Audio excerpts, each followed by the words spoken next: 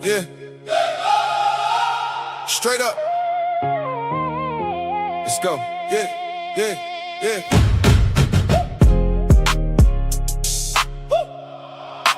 TJay Jones. Yeah. Straight up, let's go. Welcome to Straight Up TJay. Tap in, sit back, press replay. Been locked in with the Saints on a weekday. Now we talking every sport, every big play. Years on the grind, now we level up the view. From the dome to the world, get a better look at you. No script, just truth when we breaking it down. Barbershop talk, but we broadcasting loud. Welcome to Straight Up TJay. Straight up, fresh takes, every time that the beat play. This ain't your everyday sports cliche. We talk real, talk now what the streets say. Welcome to Straight Up TJay. New wave every week, let it replay. Yeah. Straight up. Let's go. Yeah, yeah, yeah.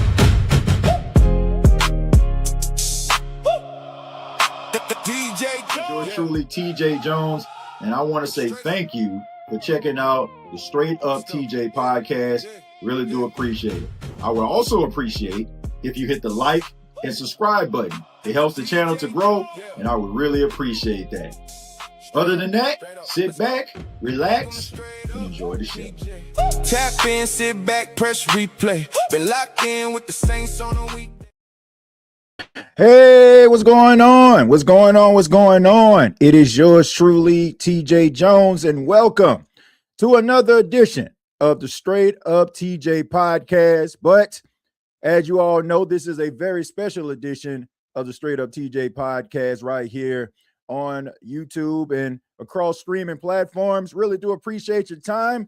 This is the live reaction show for the 2026 NFL Draft, brought to you by Lucy. I want to give a special shout out to everybody that is tuning in to this podcast. This has become a tradition here on this channel, and I appreciate those that have been here since the beginning. And if you are new, you're in for a treat. The first thing I just ask everybody to do is hit the like button.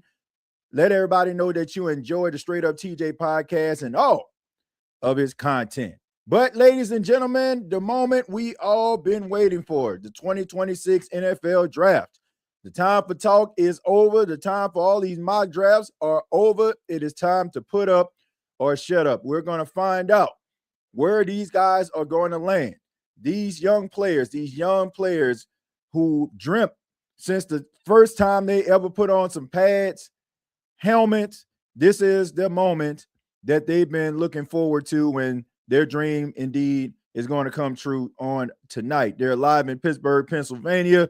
I'm taking a look right now. I got Jeremiah Love on the screen, a Notre Dame running back, Doak Walker Award winner. A lot of people feel like he will be hearing his name called very early. David Bailey, Texas Tech edge rusher, 14 sacks last season, and he's going to hear his name called pretty early as well. Arvell Reese, another guy who's going to hear his name called. Is it just a matter of where? You know, a lot of unanswered questions about him. Fernando Mendoza, not in Pittsburgh, hanging out in Florida, wanted to spend time with his family out in Coral Gables. Nothing wrong with that, but I think everybody knows he's going to be the first pick overall. I mean, it's pretty much been that way since the beginning. Shouldn't be any surprise about the number one overall pick. But shouts out to everybody that's filing in right now. Once again, hit the like button. Really would appreciate that. If you're here, no matter what team that you're repping, we're going to be here from start to finish. I know a lot of Saints fans are in the building, of course. You know, the collaboration between the State of the Saints and Straight Up TJay, but we're going to be talking about every single team, right? We're going to be breaking down all of these draft picks, all right? And as it has become a tradition, not just here on this channel, but at the NFL Draft, Roger Goodell getting booed out of the building. I mean, it has become a tradition. Roger Goodell, every time he speaks, getting a dirty Dom Mysterio treatment every single time he steps to the podium. I just don't understand it. I mean, you would think that people would know that this guy is just a talking, a mouthpiece. It's the owners, the ones that be having him doing all these things, but I digress. Shouts out to everybody in the chat. Shouts out to everybody watching this across the platforms. really do appreciate it. And we see the great Cam Hayward as well as TJ Watt to welcome everybody to Pittsburgh for the NFL draft. I like the fact that they move around the country during this NFL draft. I think that it keeps these fans engaged, to be able to move around and go from city to city. So I like that. I like that. We're going to be answering questions throughout the show. We're going to be playing videos, maybe some classic draft moments. We'll probably look back in the archives. But all in all, sit back and relax and enjoy, ladies and gentlemen, the 2026 NFL draft. Once again, the Straight Up TJ podcast brought to you by Lucy. This is the State of the Saints podcast. And right now, This is the State of the Saints podcast. And right now, I want to thank the fine folks at Lucy for being the official sponsor of the State of the Saints podcast. And look, everybody is trying to find ways to unwind, to relax, to have focus, and to have more energy. Some people like energy shots, energy drinks, coffee, right? Even neuro pills to try to get you to focus a little bit more. Everybody is trying to find ways to be in a zone and in a really good space. Now, this is for all of the pouch connoisseurs out there. This is where Lucy comes in. Lucy is 100% tobacco-free pouches, right? And it is available to you in 12 milligrams and 4 milligrams. And it also comes with a hydration capsule, so it just gives you that instant burst and a really good experience. I have a friend of mine, gave him an opportunity to try Lucy, and he has been raving about it, going absolutely crazy about it, and wondering how can he get his hands on some more. Well, if you want to get your hands on Lucy and you are a pouch connoisseur, all you have to do is go to lucy.co/code. And if you don't want to wait, all you have to do is go to their store locator and you'll be able to find Lucy in your area. Now, Lucy is for adults only of legal age, and every customer is age verified. This product contains nicotine, and nicotine, as we know, is an addictive chemical. All right, so make sure that you use responsibly. But once again, want to thank the fine folks at Lucy for being an official sponsor of the State of the Saints podcast. And if you are a pouch connoisseur, once again, go to lucy.co/code to get 20% off on Lucy. Again, thank the fine folks at Lucy for being an official sponsor here of the Straight Up TJ podcast, as well as the State of the Saints podcast. But let's go ahead and talk a little bit about this NFL draft. I mean, we see some of the legends. Pittsburgh Steelers legends. I see Hines Ward up there, Lynn Swann, Mel Blount. I mean, you got your current legends. You got Big Ben Roethlisberger, TJ Watt, and Cam Hayward on the stage, as well as Terry Bradshaw, man. And Hines Ward, one of the toughest wide receivers to do it. Really good, legendary pedigree are the Pittsburgh Steelers. Like them or not, that is a legendary franchise, and they deserve to talk, man. There's a lot of Pittsburgh Steelers fans all over the world. So we see right now it is official. The Las Vegas Raiders are on the clock. Shouldn't take that long. Should already have it in place. We already know more than likely it's going to be Fernando Mendoza, unless something catastrophic happened over the past 24 hours or the last 3 months, rather. We're going to be hearing Fernando Mendoza. So Roger Goodell walking to the back with Pittsburgh Steelers legends. Hopefully he doesn't go far, because this shouldn't take very long. Everybody knows about Fernando Mendoza. I mean, extremely talented quarterback. Guy is extremely tough. Transferred from Cal to the University of Indiana, a school not really known for their football, mostly for their basketball. And he turned them into a powerhouse over the last, year. Indiana ended up winning a national championship. He wins the Heisman Trophy, and he is going to be in rare air here. A quarterback who won the Heisman, ends up going to the national championship and winning it, and now he can be the first pick overall. So once again, I don't think that this is going to take long at all. More than likely, Fernando Mendoza will hear his name called right now.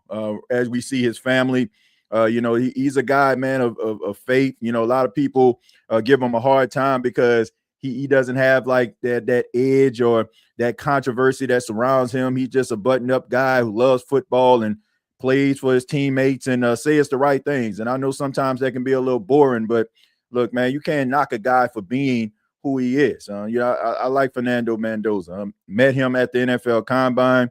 He was walking around, the entire facility, and man, he was kind to everybody. I mean, and he had that same smile on his face that we often see, even when nobody was talking to him. So, I'm not going to say that that's a front. I think that's just genuinely who he is. Because trust and believe, man, in this world, man, they're always digging and trying to find ways to try to take guys down. 6'4", 3/4, 230 pounds, and like I said, a really good quarterback, a lot of toughness, extremely accurate. We've seen him make some clutch throws in clutch situations. We've seen him make some clutch plays when the team needs it most. And I think that's going to really pay dividends for him in the National Football League, especially going to a team like the Raiders. You're number one team. You got the number one pick in the draft for a reason. So we gotta make sure that he stays upright, and he got to continue to keep that competitive edge, man. So, like I said, I don't know what's taking so long. I would have thought they would have had the card already at the podium. I mean, it's pretty much a foregone conclusion unless something like just catastrophic happens here. Yeah, and we have a ritual here, folk. Look, some people's televisions are ahead of others, and look, I understand that, but and let's all just try to talk about it together. I'll announce the picks, and we can just kind of talk about it. I'm pretty sure some people's televisions are ahead. You're probably going to find out the picks beforehand, but I just ask that you don't spoil it for everybody else that's in the chat. Some people televisions may not be ahead of yours, and maybe mine isn't ahead of yours, so we're going to end up like finding that out together. So please be respectful, and that's the only thing that I ask. All right, have fun, have a good time. But at the end of the day, let's all just kind of be mindful that everybody's television isn't synced up together as one. All right, let's go ahead and read some of the comments in the meantime before the announcement is made. TJ, it's go time. I'm sipping on my tequila, Don Julio. Look, man, I hopefully you're sipping on it because you're happy and not be relying on it with the 8 pick. hopefully you drinking and you're joyous about what's about to happen for your New Orleans Saints, Greg. But yeah, look, I'm drinking on water tonight. I got my Propel. Just trying to stay hydrated, man. What you're drinking on, make sure you put it in the chat. There's a tradition here on the Straight Up TJ. What you're drinking on, let us know. It can be water. I mean, it can be something a little stronger, right? But whoever you're drinking on, let us know. Put the comment inside of the chat. And also, if you have any questions, make sure that you put that inside of the chat as well. All right. We want to hear from you. All right. We want to know where everybody stands.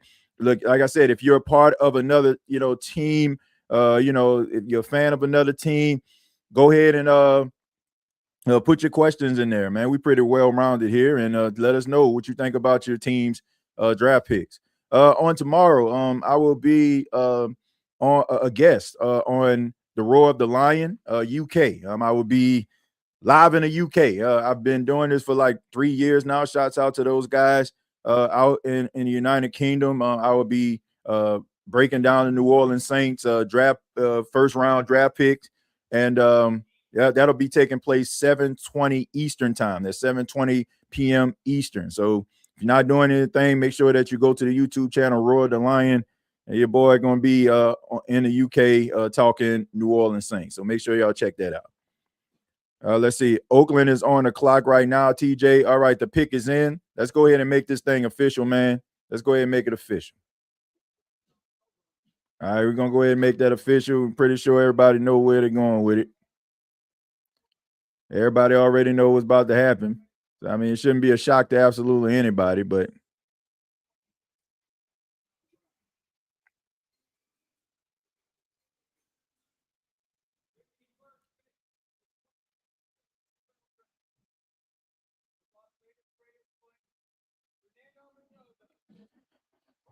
like I said, absolutely no shocking as you can see, I mean, extremely emotional, making it official. Fernando Mendoza, first pick overall, going to the Las Vegas Raiders.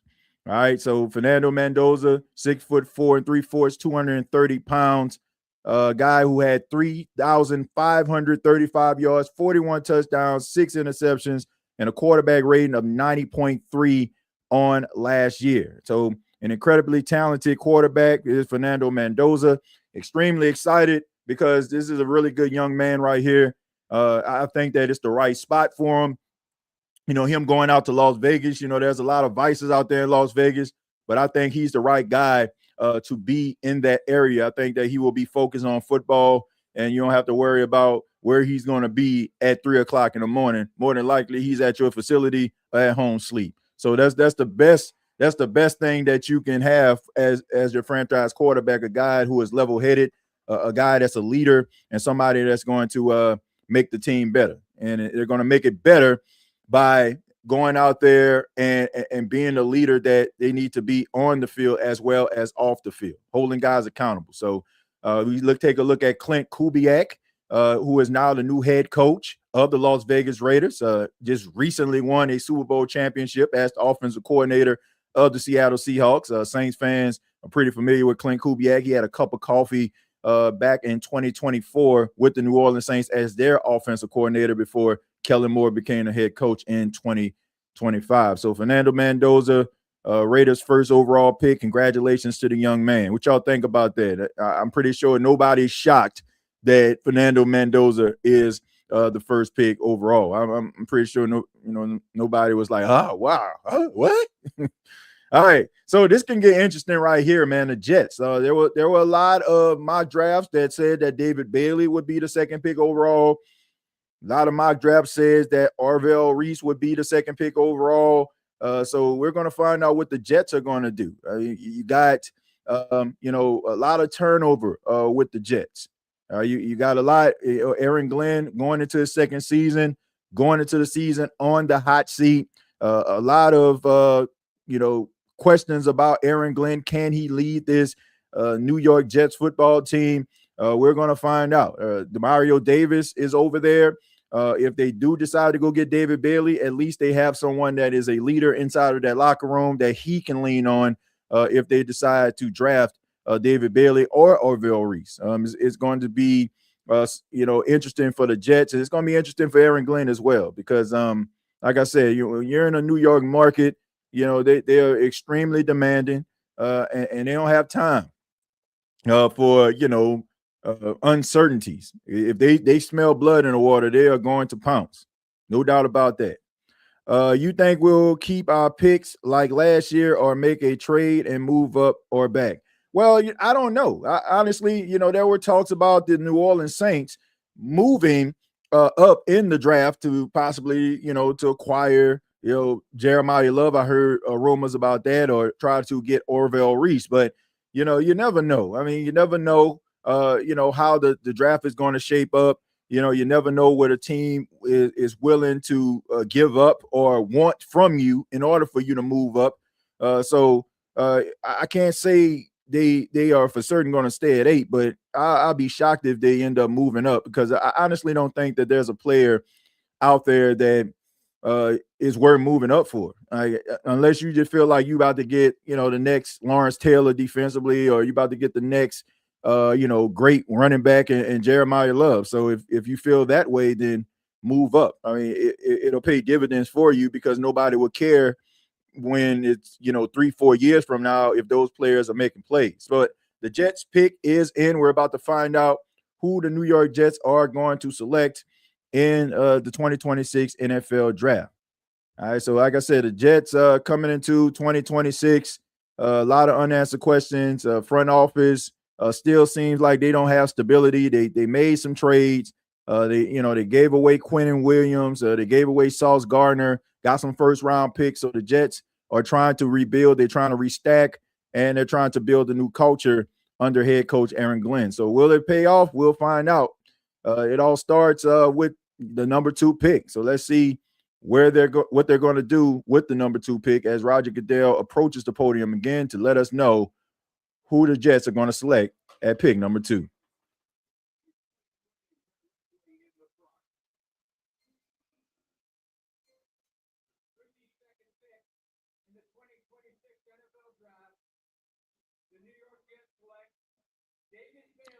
David Bailey. So right now, the draft is kind of shaping up the way that a lot of people have said. So David Bailey, Texas Tech, 14 and a half sacks last season. He started his collegiate career at Stanford, transferred to Texas Tech, and had a monster season. Was able to, sack the quarterback, was able to get forced fumbles, and, just really made a name for himself at Texas Tech. I mean, and that's saying something. I mean, think about this. You got a quarterback from Indiana and an edge rusher from Texas Tech as the number 1 and number 2 pick. And neither one of these programs are what you want to consider powerhouses. So this tells you, what these programs are doing, how they're able to bring these guys that can make an extreme impact for their football team, bring them on the team.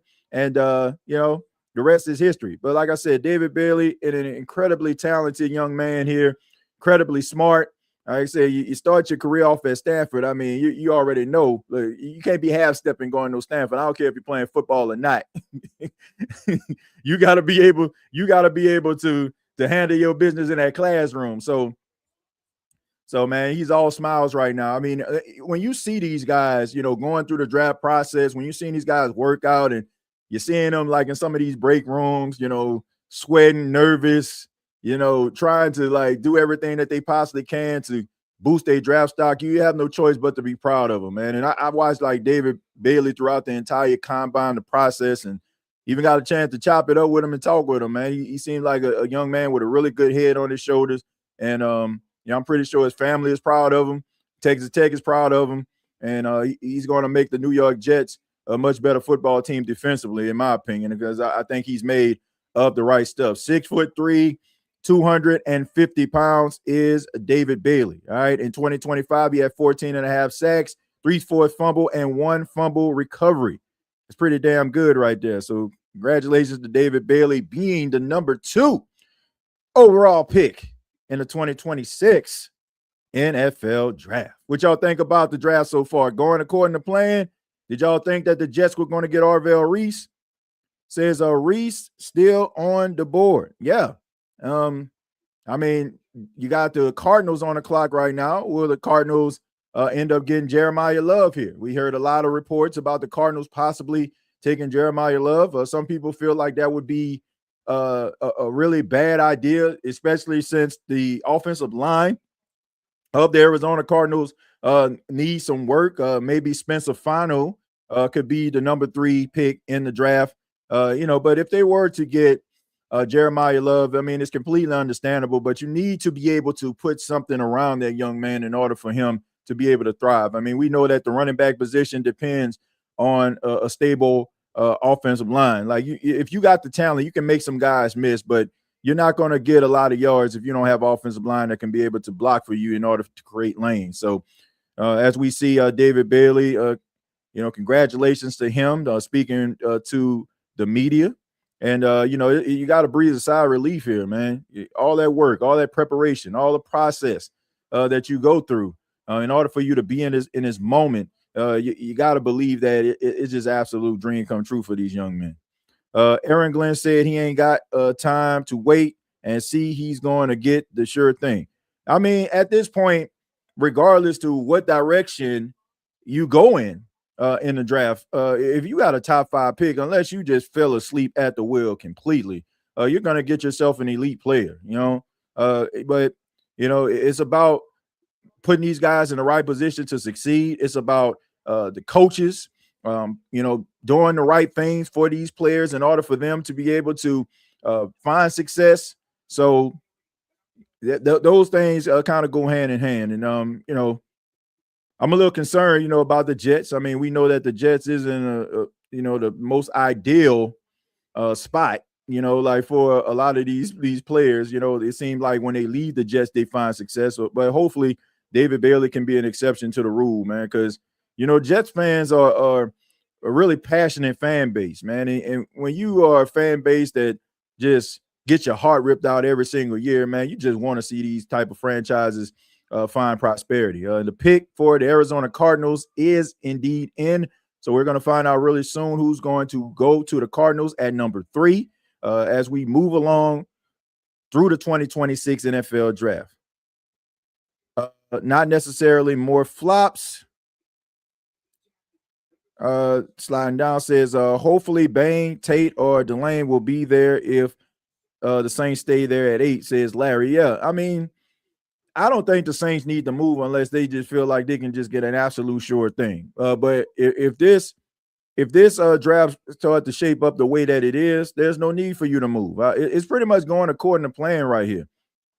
And I think that when we look at it, okay, so I mean, I don't know what this means right here, but I mean, Jeremiah Love does not have his jacket on.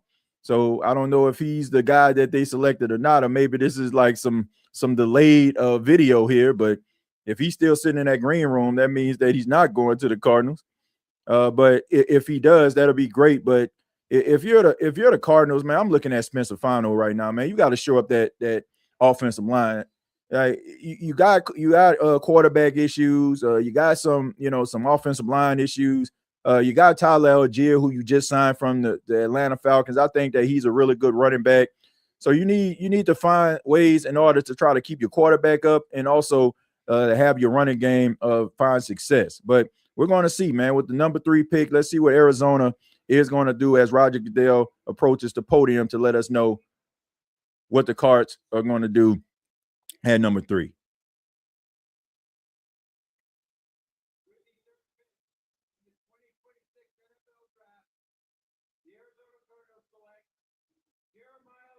Wow. So they did go with Jeremiah Love. So that was just delayed video right there because he had his jacket off. So they go and they get Jeremiah Love. All right. So they decide that they want to go with an elite player, and ain't nothing wrong with that. But I'm shocked, man. I would have thought that they would have went. I would have thought that they would have went with an offensive lineman. But hey, man, when you got a guy who has the talent and the skill set of a Jeremiah Love, I can't get mad at him. Can't get mad at him for that, man. All right, so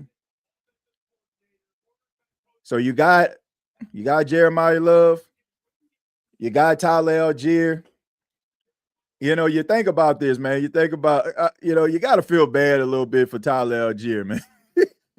Tyler Algier ends up signing with the Arizona Cardinals because he wanted an opportunity, right? He wanted an opportunity to kind of be the featured back.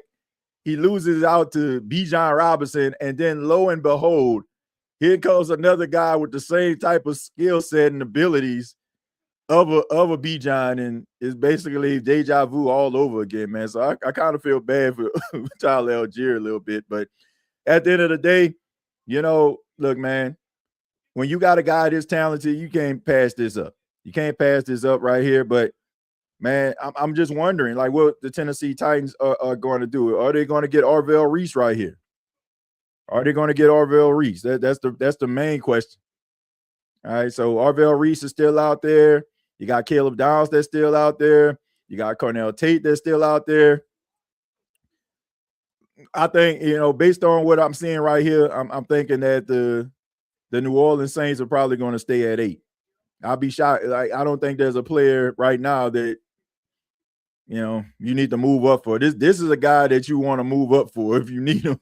If you desperately want him, you want to move up to that spot for a guy like this. Other than that, I mean, you got Arvell Reese, but a lot of scouts feel like he's a work in progress. He'll probably flash, but he's probably not going to give you everything that you need right now. I mean, he's young, and he still has some growing to do. So, yeah, man, Arizona going with Jeremiah Love. I mean, that's a pretty much a guy that can make some things happen for you. But you got to build an offensive line around him. So maybe they feel like they can maybe get offensive linemen later in the draft. This is a pretty deep draft for offensive linemen. You can find some guys in some of those later rounds that could possibly be starters for you. So, so at the end of the day, I guess they feel like they need to go with a dynamic playmaker. I mean, you align him alongside Marvin Harrison Jr. You got some talent out there in Arizona. So you get yourself a really good potent running attack. That's a start. Let's see. I don't see a lot layers worth trading up for and giving a next year draft pick. I don't either. If you're the Saints, I don't feel like that's necessary. But hey, I mean, maybe they see somebody. Maybe they believe in Caleb Downs. But I just think that at 8, I think that you already got yourself a really good spot, and then you're going to get yourself a really good player. All right, so let's see. That totally shock for Jeremiah Love pick on Arizona. Even I ain't even mad either. TJ, I ain't even tripped. Yeah, I mean, I ain't trip about that, man. If you're a Saints fan, I mean, you got Travis Etienne. I think that he's going to be a really good running back. And they got some good running backs that's going to be picked later on in the draft. I'm keeping an eye on Mike Washington Jr., running back out of Arkansas. He's probably going to be a guy that's going to be a really good difference maker for a team. You got a couple more running backs out there that are going to be a part of the process as well. So, my all hope is lost. I mean, but when you got a dynamic player like Jeremiah Love, I mean, you got to be able to take advantage of that. So the Titans, they ran up to the podium pretty quickly here, man. So they were one of those teams that a lot of people thought that were going to get Jeremiah Love. So this leaves an opportunity for possibly Orville Reese or Sonny Styles. Sonny Styles could be a pick for them. He's being compared to Fred Warner, right? Fred Warner was under Robert Saleh as the 49ers defensive coordinator before he became, the head coach of the Tennessee Titans. So if you can get yourself another Fred Warner inside of your organization, like that'll be a plus. But you gotta wonder, is it going to be Orville Reese or Sonny Styles? I mean, if you're Robert Saleh, you're trying to set the tone here. You're trying to set the tone, and you're trying to make an impact. So either one of those players would be a really good pick for Saleh, and be a really good pick for his first pick as the head coach of the Tennessee Titans. All right, says, what's up? Hope everyone is good. You know what it is. Says, who that? Yeah, man, you already know what it is. I appreciate you for being here. 202 people watching this right now. I need to have 202 likes, please. Please hit that like button. Please subscribe to the channel. As we look at the number 4 pick, we're going to find out who the Tennessee Titans are going to select as Roger Goodell approaches the podium yet again. Let's see what he says.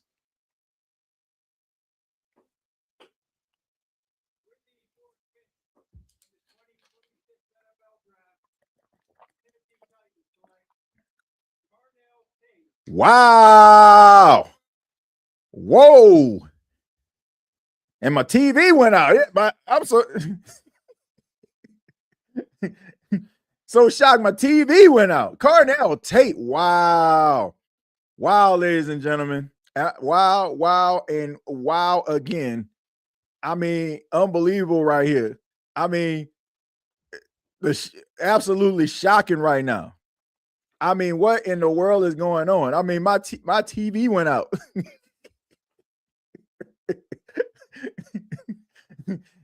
even my television couldn't believe this. Carnell Tate, 4th overall pick. Wow, man. Nobody saw this coming, man. Absolutely shocking developments right now, man. Absolutely shocking right now. So, look, man, I know some Saints fans out there extremely bummed about this one. I know it. But Carnell Tate is an extremely talented player, man. No doubt about that. No doubt about that, man. Unbelievable. 9 touchdowns this past season. A surefire wide receiver 1 right here. And they're trying to find somebody that Cam Ward can get the ball to. And Carnell Tate can be that guy, man. He can end up being that guy. So, man, this draft is not going the way that a lot of people thought, for the exception of 1 and 2. It's going in a completely different direction. I did not expect this at all, ladies and gentlemen, at all. I did not expect what I'm watching right now to be happening right now. This is unbelievable, man. I mean, Jeremiah Love going to Arizona and Carnell Tate to the Tennessee Titans, man. Unbelievable. I mean, wow. I'm shocked, man. I'm absolutely shocked right now. So, I mean, the way that this draft is shaping up, you got 5. So you still got Sonny Styles out there. You still got Caleb Downs out there, and you still got Arvell Reese out there. So if you are the Saints, all right, if you're a Saints fan, I mean, you sitting pretty, so there's no need for the Saints to move at all. You're gonna get a really good player. So, like I said, Caleb Downs is still available. Arvell Reese is still out there. I mean, Sonny Styles, like, man, wow. But I did not expect this, man. I did not expect Carnell Tate to be the 4th overall pick. And I'm pretty sure the Titans end up selecting him because they probably thought that the Giants were going to go after Carnell Tate. So we all know that Brian Daboll is now the offensive coordinator of the Titans, where he was fired by the Giants. So maybe that was his way of sticking it to the Giants when he knew that more than likely the Giants were going to go after Tate. All right, so what y'all think the Giants are going to do at 5? I'm just going to say that maybe we'll hear Carnell Tate. No, excuse me, not Carnell Tate. Caleb Downs' name called. I think we'll probably hear Caleb Downs here. You know, you got John Harbaugh. We know what he does with safeties. I mean, he had Ed Reed all those years. He got some of these really talented guys. On the team. I mean, they always had like themselves a really good safety in Baltimore. So, this could be one of those cases where history repeats itself. So Caleb Downs going to the Giants would not be a shock to me, but everything so far, for the exception of 1 and 2, has been absolutely shocking. So 3 and 4, I mean, I'm completely shocked by the 3rd and the 4th pick. So you got 2 teams that a lot of individuals thought that were going to go defense or maybe offensive linemen, and they go offense.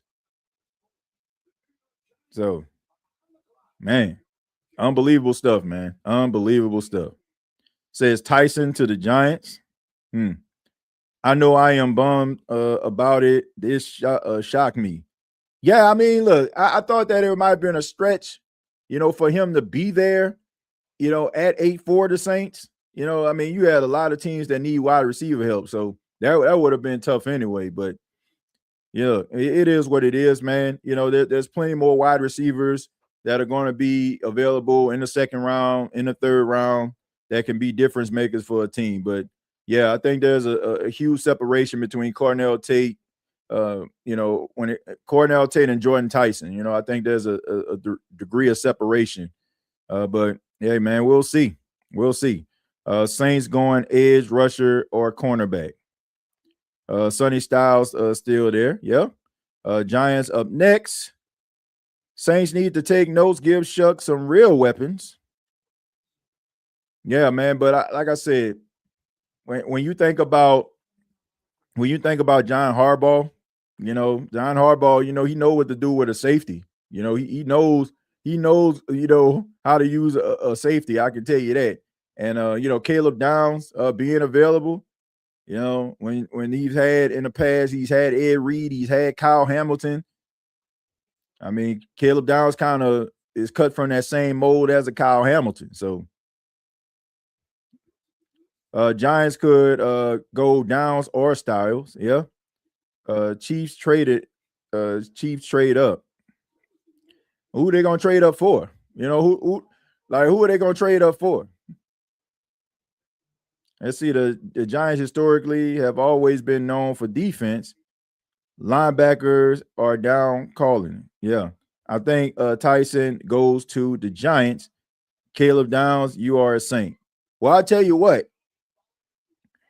If the Giants don't select him here, you still have to worry about Washington, man. Washington still needs like some defensive players out there. So if they don't get Caleb Downs, then I think he might land with the Saints. If you don't hear Caleb Downs here, I don't think Cleveland is going to select him. I think Cleveland, based on like how the draft going right now, they might go offensive line. Washington, they need players in the secondary. Their secondary was atrocious last year. So they might end up getting Mansour Delane. Who knows? I mean, Mansour Delane is going to be a number one corner on somebody's team. So like I said, if Caleb Downs' name isn't called here, then you're probably looking at Cleveland getting offensive line help. You still have to worry about Washington possibly drafting Caleb Downs. But like I say, Arvell Reese is available, Sonny Styles. So, I mean, if I'm a betting man, the Saints are going to sit tight at number 8. No need. There's no need. There's no need. You're going to get yourself a really good player, like a really good player at number 8, based on how this draft is transpired. All right, so we got the New York Giants. Got Roger Goodell coming to the podium. So let's see what it's going to be. Exciting draft so far, though, man. Very exciting draft. Like I like the unpredictability. What y'all think about the draft? Do y'all like the unpredictability? Because I mean, this draft has not gone the way that a lot of people thought. I know it hasn't for me.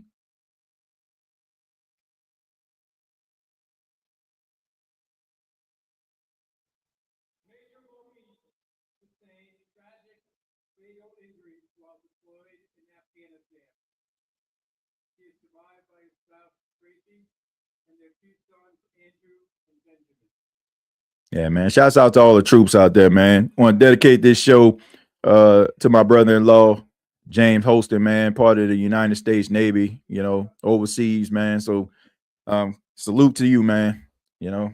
Hopefully everything, I'll handle business. Come on back home, man.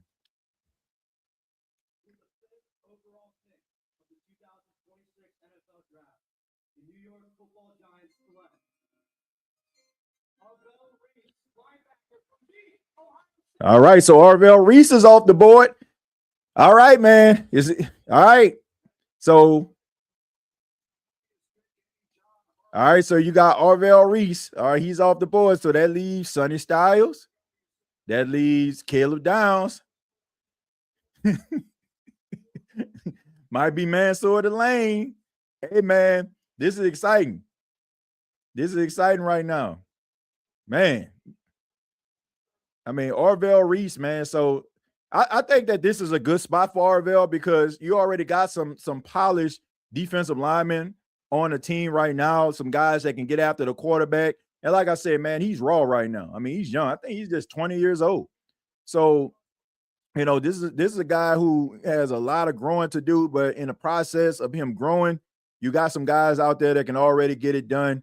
And he's going to flash, man. He's going to make plays. He's definitely going to make some plays for you, but you don't have to rely solely on this guy and try to, trade him, but we got a trade alert. The Cleveland Browns have traded their pick to the Kansas City Chiefs. Oh my goodness. The Kansas City Chiefs moving up. Will they stab the Saints in the back again and get a player that the Saints want? Man, who do y'all think this is going to be? Who is it going to be, man? Look, this is this Ruben Bain territory. Is this Ruben Bain territory, folks? Is this Ruben Bain territory? The pick is in. Ladies and gentlemen, could this be Caleb Downs? If this Caleb Downs, I know Saints fans are going to just completely despise the Kansas City Chiefs for years to come. Like, man, y'all just jump up and just take every pick. Y'all jumped up and took Patrick Mahomes. Now y'all gonna do it again, get Caleb Downs. Oh, man. Or this could be Sonny. Well, I don't know if this is gonna be Sonny Styles, man. I think they're pretty good right here. This could be Ruben Bain. This could be Mansour Delane. Who y'all think this is gonna be? I think this is gonna be Delane. I think this could possibly be Delane. this Delane or Caleb Downs, one or the other. But if I could toss it up, I'm gonna just say Delane because man, they need some help in the secondary. So, man, them Chiefs though, boy. The Chiefs, boy, they historically. All right, man. So, I mean, like I said, regardless, Saints gonna get themselves a really good pick if you're a Saints fan right now. Kansas City, I mean, they jumped up here. I'm pretty sure like they gave up they late round. They had another first round pick, so I'm pretty sure they gave that up to move up.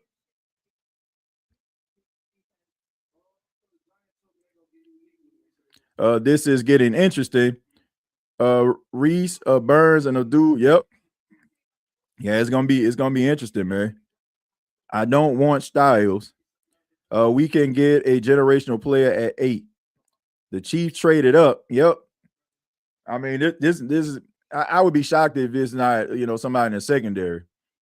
I mean, but it could be Jordan Tyson. Now it could be Jordan Tyson, folks. It could be Jordan Tyson too, because you got to think about Rashee Rice.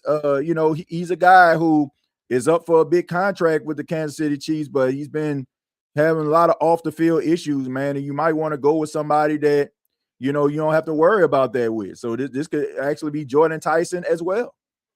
I mean, the Kansas City Chiefs need a wide receiver.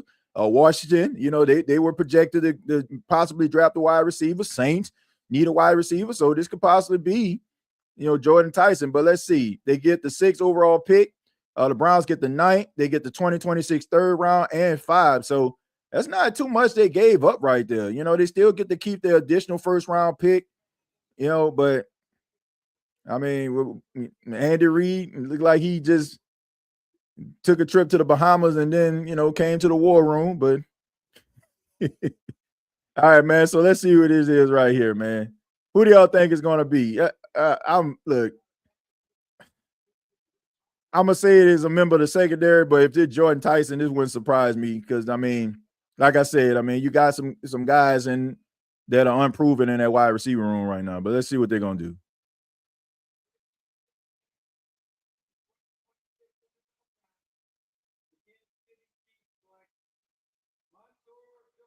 Yeah, yep. Good spot for him, man. Really good spot for him. That was my pick. That's why I had the New Orleans Saints taking with the 8th pick. But look, I ain't mad at it, man. Mansour Delane is a guy that's going to be a number 1 corner. He's a sure tackler. He's a shutdown guy. And like I said, the Kansas City Chiefs need help in the secondary. So right now, man, the Commanders are on the clock. So what are they going to do here, man? The pick is already in. So could this be Caleb Downs? Could this be Caleb Downs?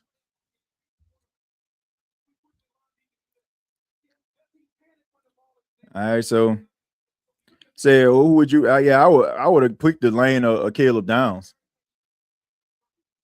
I think they were concerned about the Commanders possibly getting Mansour Delane or the Saints. So here we go, man. I mean, if this pick isn't, if it's not Sonny Styles here, you need to run to the podium and get Caleb Downs if you're the Saints. I mean, but we'll see, man. We'll see. I mean, really good, talented player right here, man. And being a part of the Kansas City Chiefs, I mean, this is a guy that's going to legitimize their secondary. So I mean, gotta be proud of him, man. Proud of this young man. Hard work, dedication. Handled his business with the LSU Tigers. Bet on himself by transferring from Virginia Tech to LSU, and now he's the 6th overall pick, man. All right, got yourself a lockdown, shutdown corner right here. And the pick is indeed in for the Washington Commanders. So, I mean, they need help in that secondary, man. So this could, I hate to say it, folks, this could possibly be Caleb Downs right here. Could be.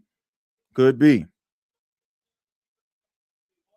All right, so Mansour Delane with the 6th pick, the 6th overall pick, Kansas City felt like it was worth the risk, and I agree with him. All right. I mean, you get a good player and you don't have to apologize to anybody. You look like prophets. You look like you know what the heck you're doing. All right. So who y'all think, man? This could be Caleb Downs territory right here, man. Could be Caleb Downs territory, folks.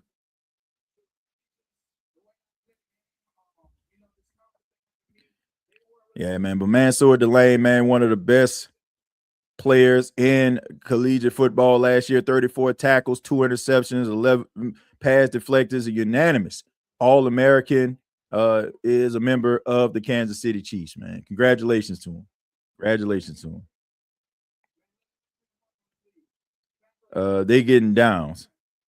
Well, if the Commanders get downs, man, then Sonny Styles is still available. Some people are like, I don't want Sonny Styles, man, if you're the New Orleans Saints. But hey, man, that guy is going to be a special player. If you're looking for a guy that can be a leader for the next 5 to 10 years on your football team, Sonny Styles is that guy. He's that guy, folks. I mean, he carries himself respectfully. He carries himself like a leader.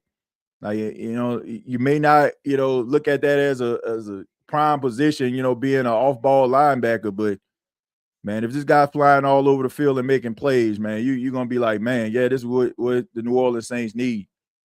But we'll see, man. I mean, could possibly be going to the Commanders right here, but we'll see.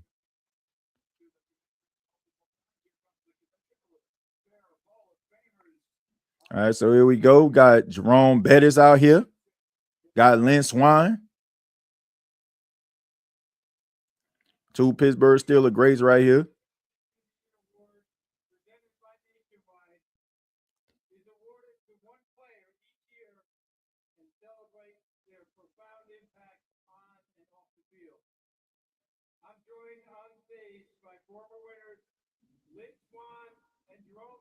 Boy, them was some legends right there, boy. Them boys can play. Lynn Swan man, he was a beast, man. For Randy Moss, be leaping up in the air, them 50-50 balls. That was the original 50-50 ball getter right there.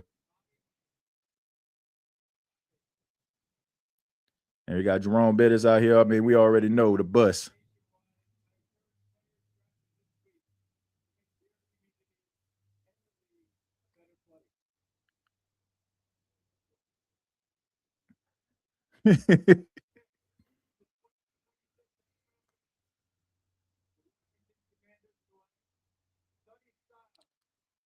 Well, ladies and gentlemen, Sonny Styles goes to the Commanders.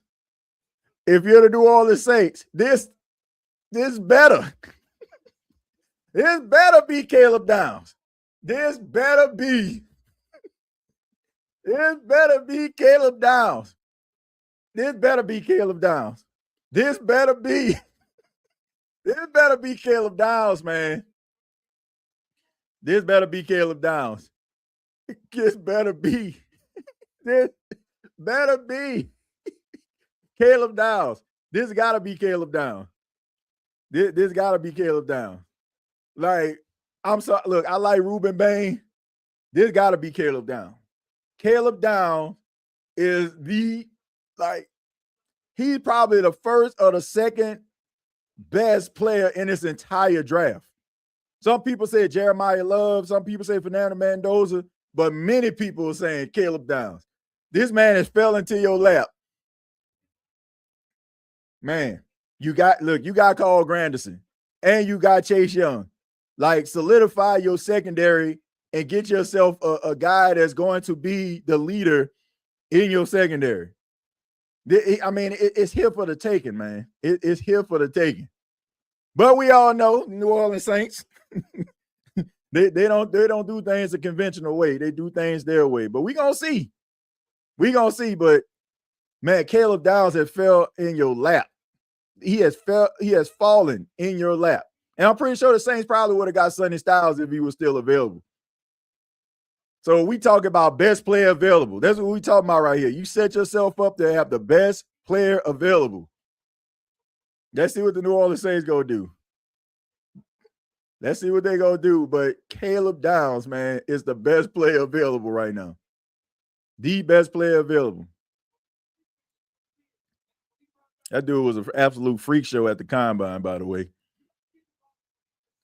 But they got themselves a leader for the next 10 years right there. That guy's going to be a leader for the next 10 years, man. I mean, you talking about somebody with a good head on their shoulder. You're talking about a guy that loves football. I mean, a leader, On the field, off the field. That's what you're talking about right there. Sonny Styles, man. I mean, y'all see him, man, just overcome with emotion right there, trying to fight back the tears. That's the type of guy that's going to give you everything and more every single Sunday on a football field, man. All right, so the pick is in. Ladies and gentlemen, the New Orleans Saints pick is in. All right, so we're going to see. But I'm just saying, like, this, if we're talking about best player available, if we're talking about the best player available, it should be Caleb Downs. It should be Caleb Downs. Don't try to reinvent the wheel here. Don't try to reinvent the wheel. I mean, the only thing that probably would be passable to some Saints fans at this point would be Jordan Tyson. All right, but Caleb Downs is right there, man. He is right there for you. I mean, if this isn't Caleb Downs, I'll be shocked. I'll be shocked here, man. I mean, and you know, the reason why I'm not saying Ruben Bain or Jordan Tyson, because I think about what Mickey Loomis said at the pre-draft press conference. He talked about like they're not looking for outliers, right? They looking for, you know, they want to trust the process, and you know, guys that wasn't a part of the draft process in the combine due to injuries and stuff like that, you know, that does play a role. So you got yourself a guy who is a easy study, a very easy study. Very easy study here. I mean, so, amen. Amen.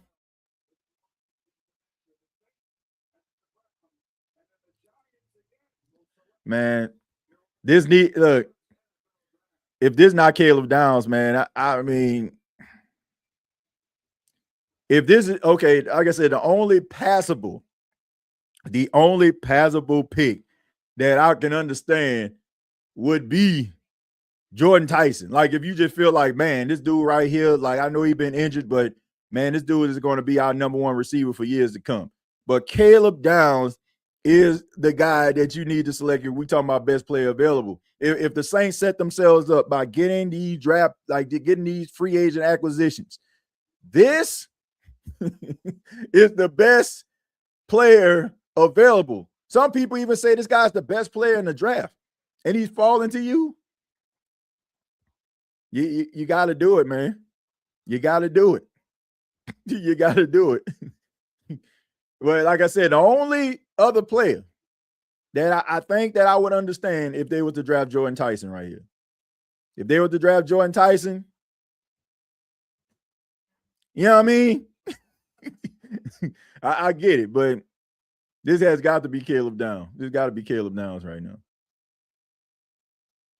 I mean, he is the number one best player in this entire draft in a lot of people's eyes, man. And he's right there. He's right there for you. Right there. Right there, ladies and gentlemen. Where's the Saints? Where's the Saints just go completely out in left field and just get an offensive lineman?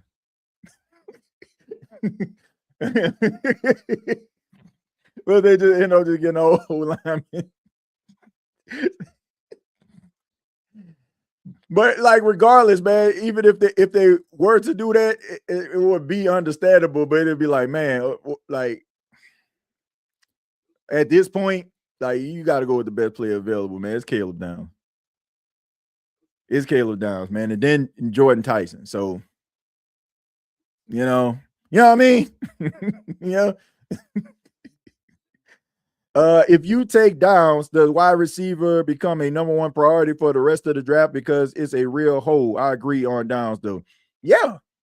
Yeah, I mean, but I'm telling you, outside of Cornell Tate, Jordan Tyson, there aren't too many elite guys. Like, both of those players, both of those wide receivers are easy study. Everybody else is kind of like, yeah, you know, he'll give you a little something, but you know, he got some things that he want to work on. But I'm talking about somebody that's going to be a complete impactful player for you immediately, like Caleb Downs, Jordan Tyson. But at this stage, we're talking about the best player available. It got to be Caleb Downs. It's got to be Caleb Downs. I mean, like I said, at best, Jordan Tyson. But this should be Caleb Downs here.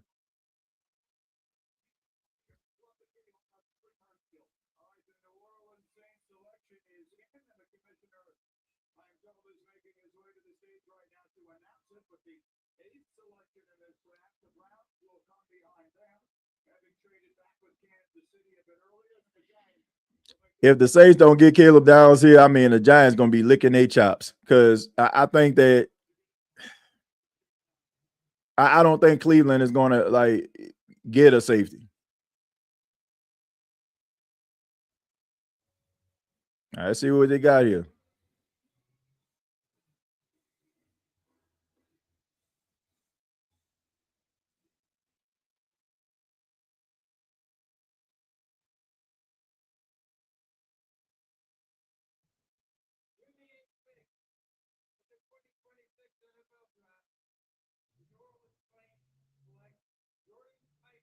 Yeah, okay. All right. All right. All right. Not mad at that. But man, ooh, man, Caleb Downs should have, man, Caleb Downs right there. Now he about to go. They about to. The Giants about to get. If the Cleveland Browns don't get Caleb Downs, the Giants about to get Arvell Reese and Caleb Downs.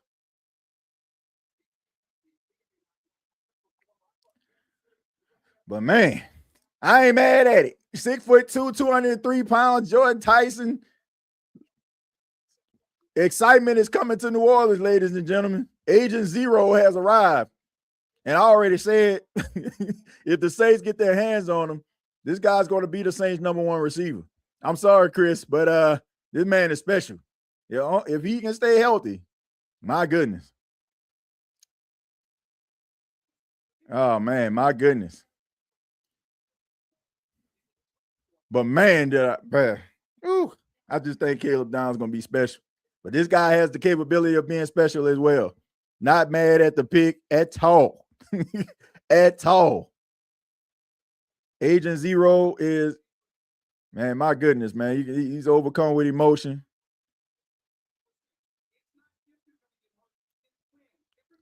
Hey, man.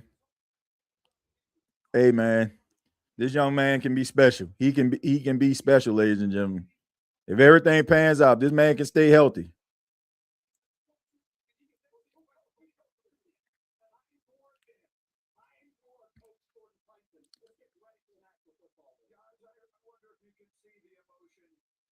That's what I'm talking about, man.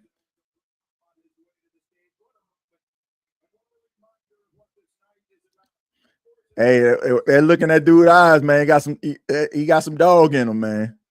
He got some dog in him.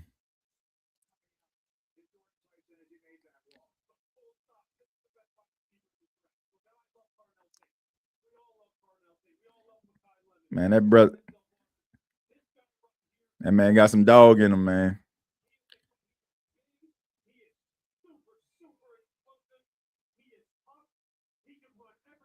Man, Saints got them one, ladies and gentlemen. Saints got themselves one. This dude can stay healthy, man. They got one. I'm telling y'all. I'm telling you. But man, they gave up on Caleb Downs. God, dog, man. God, Lee, boy. I ain't mad at it, but whoo, boy. Caleb Downs, man, that man, whoo, bruh.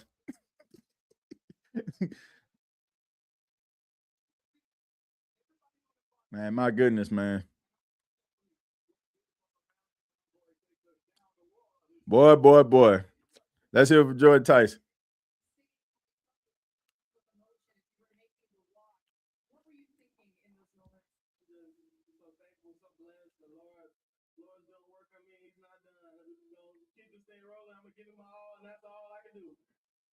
What can you say to those out there who may deal with adversity, injuries in this game, some of the things that you've handled about perseverance? The Lord said it's going to be hard, and you have to persevere. Life is not easy. Keep going, boy. You got it. You strong. I promise you, you're so strong. Just keep going. You got it. Congratulations. For a moment, Booger, as you were pointing out, the number of times over the last year or so, he must have wondered if this moment would ever come. Man, this young man is not flashy, just humble. Man, he got some dog in him, man. I'm telling you, he got some dog in him. I said, where the Chris Bell fans at? Yeah. Hey, man, so what y'all think, man? Y'all look, do y'all agree with this pick, or do you feel like, man, Caleb Downs is right there?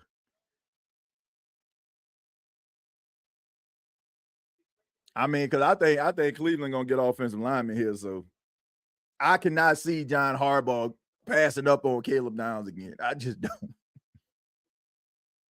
I said, this man got some dog in him, though, man. Love it. Who that? They got themselves one, though, man. Says, great pick. I'm cool with it, but Downs was right. Ooh, he was there. He was there, man. Ooh. Man.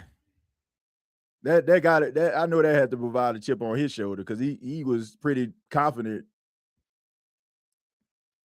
All right, let's see what they got. Let's see what. Yep. Ooh, I don't see Caleb Downs. I do not see the Giants pass. I do not see him passing them up again, man. I will be shocked. I will be shocked. Flabbergasted if the Giants pass up or like John Harbaugh passes up on Caleb Downs. I would be shocked. Saints need to get aggressive and go for Downs. My goodness, bro. But what you gonna give up? Like, ain't no team gonna jump like, ain't no anybody. Like, no. What you gonna give up for? Like, no way. And that pick already in. That pick already in, man. I'm telling you, like, TJ, I swear I had nothing to do with the Chiefs picking the lane. Hey, man, look, I ain't mad at them. I mean, that's a good pick for them. That's a good pick. Exactly. You'll be giving up the farm. Yeah, yeah. That ship is sailed. The Saints made their bid. They got a lie in that joint. But Jordan Tyson, I mean, dude got some dog in him. But man, Caleb Downs was right there. He was right there, man. Saints win offensive line. No, they didn't. They got Tyler Shucker. They got another guy, man. So now Saints fans can, stop saying that the Saints don't have nothing in their locker room at wide receiver.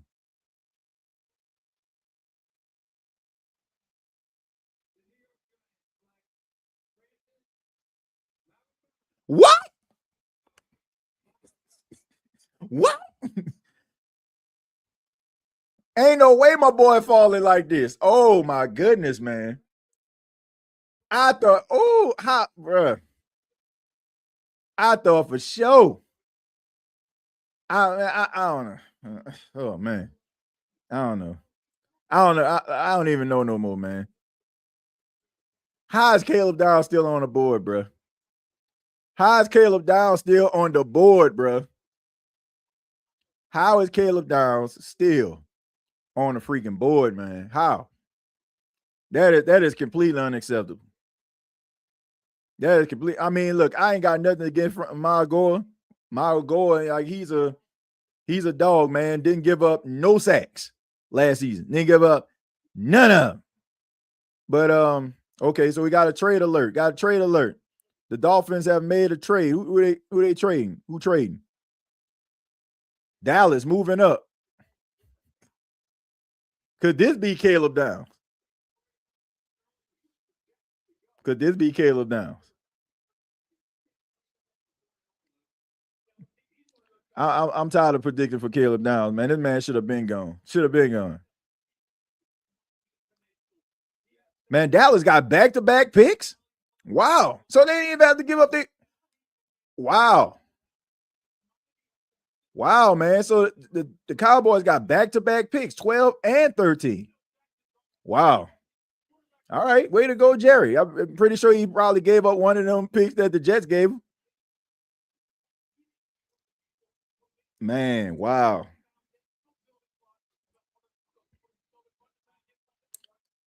Man. Man, if Caleb Downs isn't one of these Cowboy picks, okay, no, all right, now that makes sense. I was about to say Dallas got 11 and the 12 pick. Okay, okay, now that makes sense. That makes sense, ladies and gentlemen. I was about to say them boy about to do some damage. All right, man. Look, I need my boy Caleb Downs to get off this board, man. Like, this is totally unacceptable. I've been lobbying for Caleb Downs for the last 10, 15 minutes.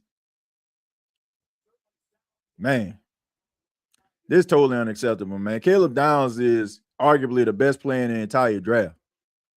He just so happens to play at a position of safety where people don't value that much. But this man can play in a nickel and he can play safety. I mean, I don't know. I don't know what to think. All right. Caleb Downs should have been gone. Downs going to them Cowgirls. Dallas should take Downs and Bain. They didn't have back-to-back picks. I guess they did. They messed up the graphic. So Dallas moves into 11. The Dolphins move into 12, where the Cowboys originally were. Says happy with the pick. Yeah, I know a lot of Saints fans are excited about Jordan Tyson. I'm excited about Jordan Tyson. You know, I think that he's a really good player. But dang, Caleb Downs was there. I mean, I don't know, man. That, to me, if we're talking about guys with question marks, who has the most, it's not Caleb Downs. But I completely understand. The New Orleans Saints got the best wide receiver in the draft in some people's eyes.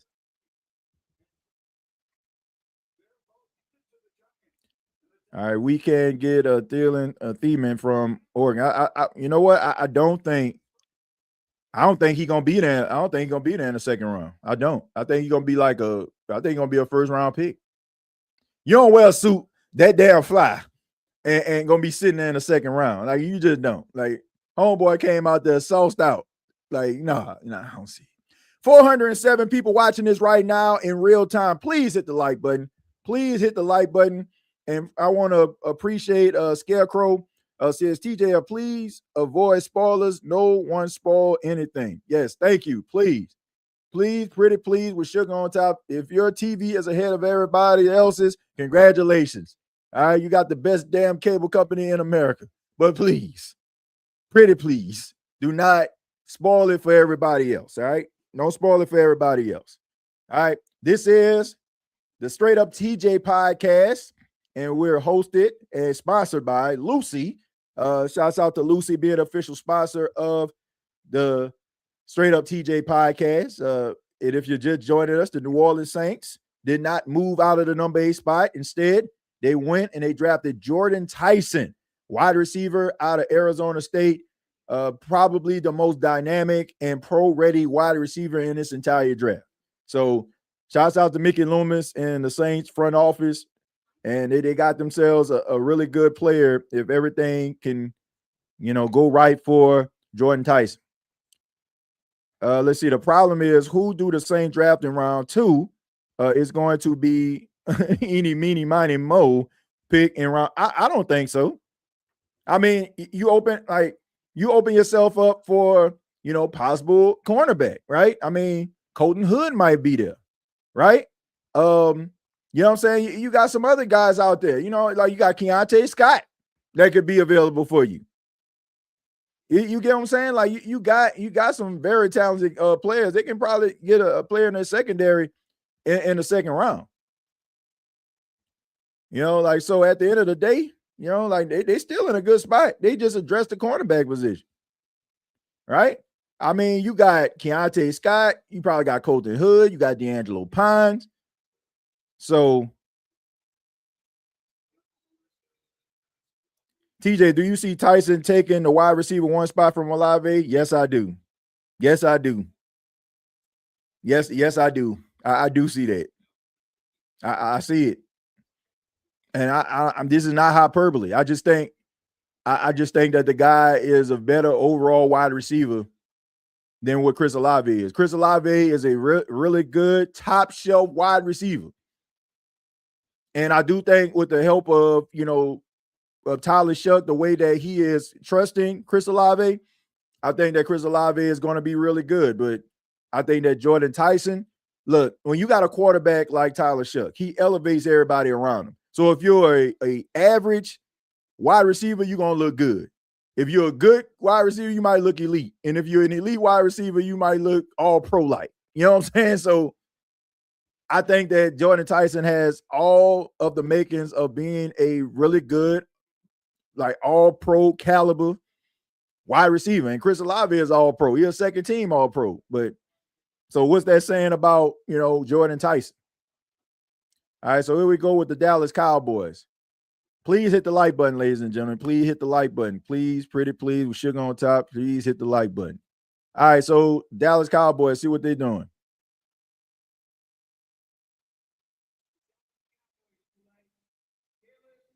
There we go. There we go. I know this man laughing. He laughing because he know he should have been off the board, man. Caleb, unacceptable, man. Dude is a dog, man. Dude is an absolute dog, man. Yeah, he frustrated, man. Yeah, he know he should have been the top. That man should have been a top 10 pick. You can see it in his eyes.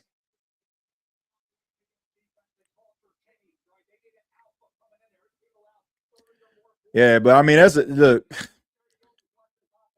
If anything, you know what I'm saying, the lights are going to be, shine upon Caleb Downs, in a major way because he's going to be going to the Dallas Cowboys. But look, man, this dude is a special player, man. He's a special player.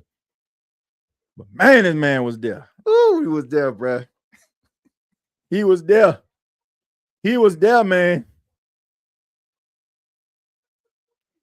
You can tell he's smiling now, man, but he thought he was gonna be gone. Look, my goodness. I just hope this don't come back. This man, he can be a special player, man. I don't know if any of y'all like watch this man at Ohio State, at Alabama. He's special, man. I don't think they're going to be a problem with Tyson and Olave playing. No, I don't think so. I think they're going to be like I think they're going to be really good teammates. Olave is not one of those guys that's selfish, and Jordan Tyson is not one of those guys either. So I think they're going to be like a really good 1-2 punch, as long as they both can stay healthy. Dolphins should get Lemon. Man, we'll see, man. We'll see. Now we got to watch Caleb Downs transform a whole defense. Man, that dude a dog, man. That's like throwback stuff right here, bro. And these teams, they get these analytics and they say, oh man, this player played this position. We shouldn't man. I don't care. Dallas Cowboys got themselves one. They got themselves one, man. And if you look at what the Dallas has done, making those trade, got Quinn Williams. I believe they got Kenny Clark. They got Sean Gary. They got Caleb Downs in the secondary. And you can probably get yourself another off-ball linebacker late in the draft. Because if I'm not mistaken, I think they got another first-round pick. I think they acquired from Green Bay. Yeah.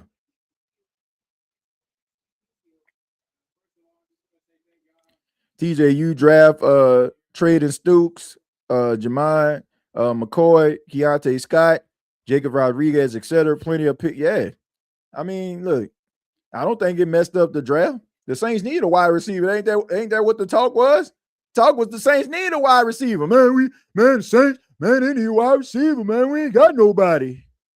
Well, what you think they were gonna do? How you think the draft was gonna pan out if they got a wide receiver? And like I said, man, the Saints have got two picks in the top 50. You're gonna get yourself some really good players. I mean, they already got the best wide receiver in the draft in some people's eyes. So some people say Cornell Tate. Some people say Jordan Tyson. A lot of people probably would have been saying Jordan Tyson a lot more if he didn't have the injury history.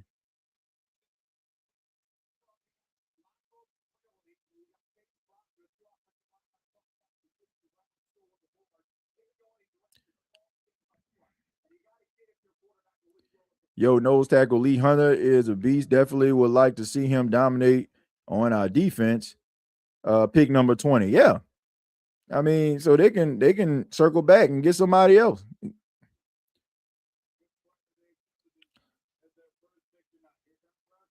All right, Roger Goodell got the pick for the Miami Dolphins. Hold tight, Nash. I'll read yours.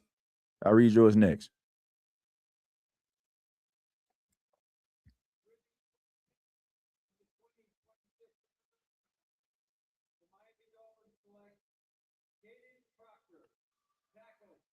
Okay, so Caden Proctor, big left tackle right there. Gotta get somebody to protect Malik Willis. So, man, that's a big boy right there, boy. That's ham hocks and turnip green right there, boy.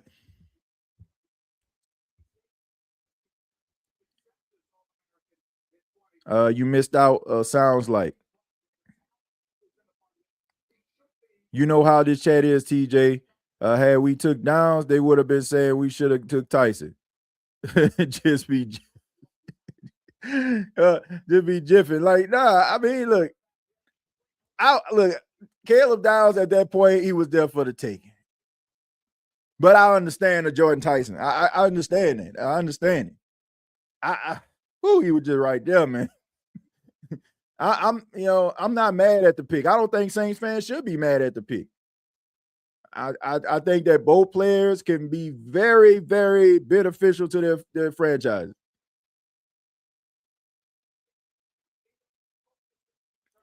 Jerry G, you good, bro? I pulled a TJ Jones from 2020 and 2021. Yeah, man. I mean, I don't think it's worth having like a Cesar Ruiz moment, but I do feel like, man, he was there for the taking. It's almost like well, I can't even say it was the Mahomes thing because Mahomes wasn't there. But it's like in the end, you end up getting Marshawn Lattimore. So you end up getting a really good football player. So not mad, but it's like, man, he was there. Man, he was there. Would be the Cowboys. Yeah, man. I mean, they love themselves. They love their stars.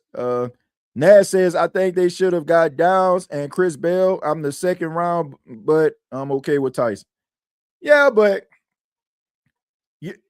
like I said, you got the best wide receiver in the draft.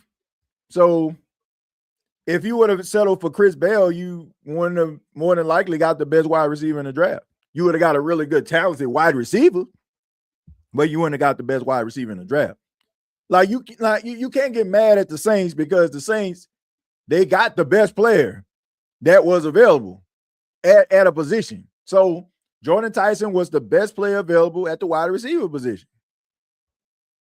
But man, Caleb Downs was there. Man, he was there. He was there, man. Ruben Bain is falling, ladies and gentlemen. Ruben Bain is falling. So those 31-inch arms are going to be a cause for concern. At least we didn't go against the grain and pick somebody way left field from some unknown small school. Yeah. Baby steps. This is an offensive league now. We need weapons. I'm good with the Tyson pick. Yeah. I mean, I don't see why anybody should be upset with that. I don't even think that's even worth having an aneurysm over. I understand if you wanted Caleb Downs. I mean, I think the Saints should have considered that, but makes sense. All right. So this is Straight Up TJ podcast. We see Proctor going to the Miami Dolphins. You see Ty Simpson inside of the war room. Some people feel like this could be prime real estate for the Rams, where, you know, Matthew Stafford is getting up there in age. Don't know how many more years he's going to play. And Ty Simpson still on the board. So Ty Simpson is still a work in progress. So Matthew Stafford is still playing. So could sit on a bench, learn from Matthew Stafford, and maybe be ready when his time comes.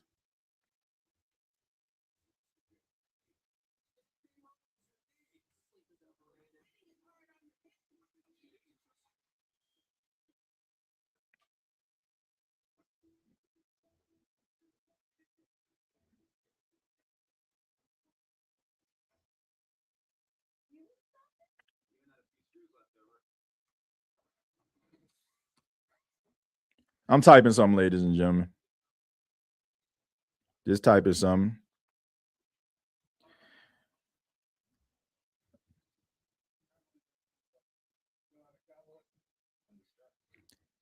All right, so we got a poll question up right now. Are you okay with the Saints drafting Jordan Tyson at pick number 8? Go ahead and chime in. Let me know what you think. Let me know what you think, ladies and gentlemen. Are you okay with the New Orleans Saints drafting Jordan Tyson, or do you feel like they should have maybe went after Caleb Downs or Reuben Bain Jr.? Let a brother know. Let me know. Let me know what you think.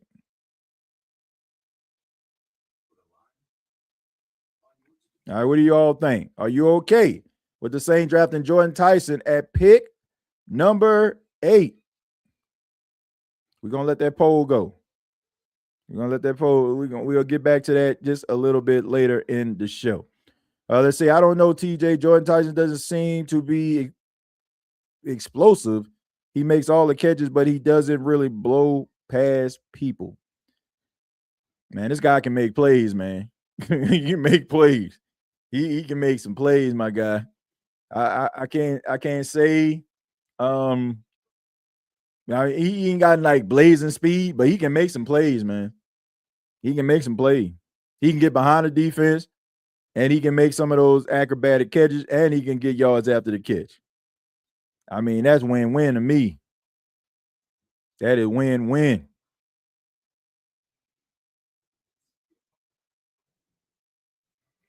Said Tyson runs a 4.4. Says 100% satisfied. Yes, sir. Says you need him to blow by. That's what Olave. Yeah, I mean, that's what they for. You know, we need a 50-50 possession. That's what the Saints need. They need a possession guy. They need somebody that's going to be able to do some of everything, and he can do some of everything. I think we already know that he can do some of everything. So there's no need for us to sit up here and be, you know, like I said, getting upset about stuff that makes absolutely no sense, right? It just doesn't make absolutely no sense whatsoever. You know, and we know that the Saints have, you know, they kings of doing that at times, doing stuff that makes absolutely no sense. All right, so the Rams right here, you know, a really good pick.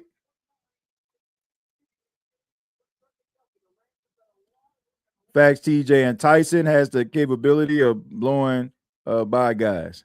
Yeah, I mean, he can make plays, man. This guy can make plays. Once again, we got the poll question up right now. We got it up.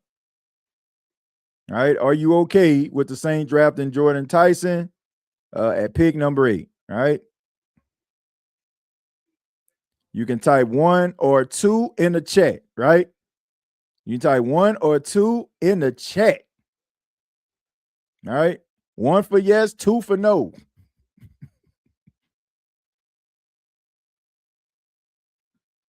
All right, so here we go. The Rams pick is in.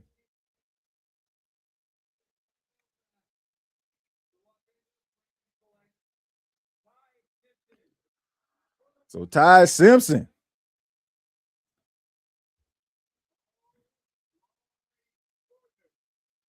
So Ty Simpson going to Los Angeles. And that is a really good spot for him, man. That's a really good spot. It's a guy who has a lot of potential. I mean, not where you want him to be just yet. You know, not where you want him to be just yet. But I say you learn under Matthew Stafford. You learn under him. So here we go, man. Ty Simpson. I mean, this was a lanyard pick for the Rams. So he got it from the Falcons. So I guess the Rams should say thank you, Atlanta. Ain't that crazy though? The Atlanta Falcons, you know, I mean, they got Tua Tagovailoa. You know, some people would say they still need a quarterback, and here the Rams drafted a quarterback in Ty Simpson. I mean, wow, you can't make this stuff up, ladies and gentlemen. Can't make this stuff up. But they still got Michael Penix. They still got Tua Tagovailoa, but ain't that something? Ain't that something, ladies and gentlemen?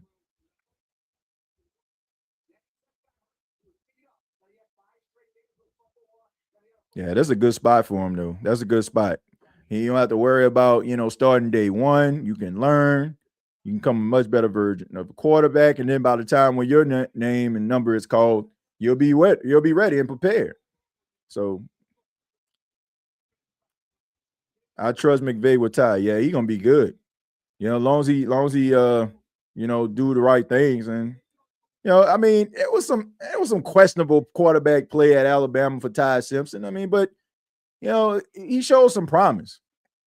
But he also showed he had a lot of work to do, man. It was a lot of games where you know, he could have stepped up, made some things happen, but you know. Tampa is moving up. Let's see, the Ravens pick is in right now. So we got the Ravens. So let's see what the Ravens gonna do. Could this be a Ruben Bain pick right here? All right, we haven't heard Ruben Bain name. I mean, could Tampa draft Ruben Bain? I mean, could that be it?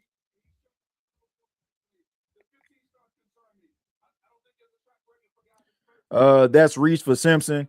That may be a Reese Dalton, but I mean, it was a lanyard pick. It was a lanyard pick because you know the Rams already got another first round draft pick, so they can get themselves a guy who has potential, and you know, like man, you can have him in your back pocket. You can have him in your back pocket. So I mean, I don't think that's a reach. I mean, they have nothing to lose. I mean, they got a draft pick from another team, so they decided that they wanted to invest in the future.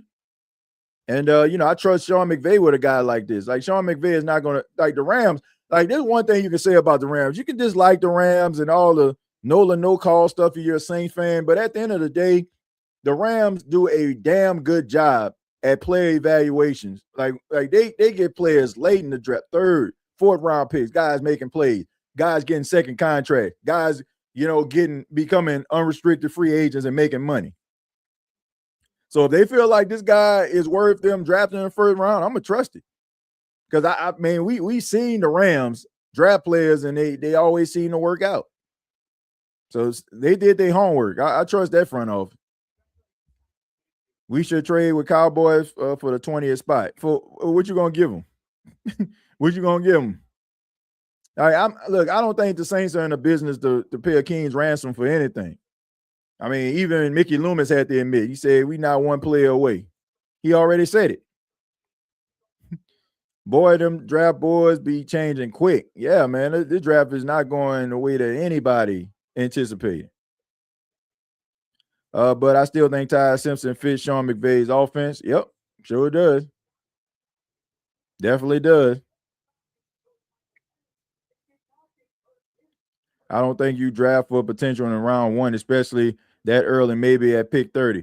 Well, like I said, I mean, it's the Rams. I mean, the Rams already got themselves a quarterback.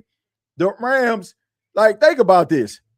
I'm shocked the Rams even got a first round pick. When the last time I seen the Rams like draft in the first round? Like normally they just be drafting third, fourth round, and they still be getting players that be making plays. So I trust them, man. I don't, not too many organizations I trust.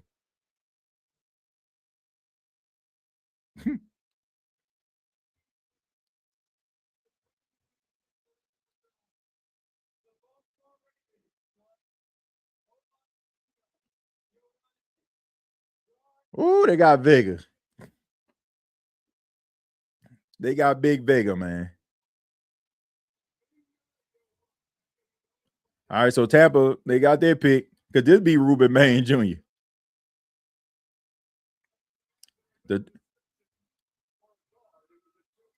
Well, we all know if it don't pan out, he can be, a professional wrestler. if it don't pan out, right? I mean, we already know the bloodline saga is starting to kick up, so I'm pretty sure main event Jey Uso probably gonna need him an enforcer. But at the end of the day, I don't think that's gonna happen because Vega is one hell of a player, man. Freakishly athletic, really good interior offensive lineman here, probably the best in the draft. Everybody knows, man. I mean, watch this lead block right here, man. I mean, watch when they show that lead block. I mean, this guy is an athlete and that band pushed off. How the hell that wasn't a flag, by the way? I mean, I wouldn't even want that to be on no highlight tape. Man, I mean, and gave the guy something extra at the end.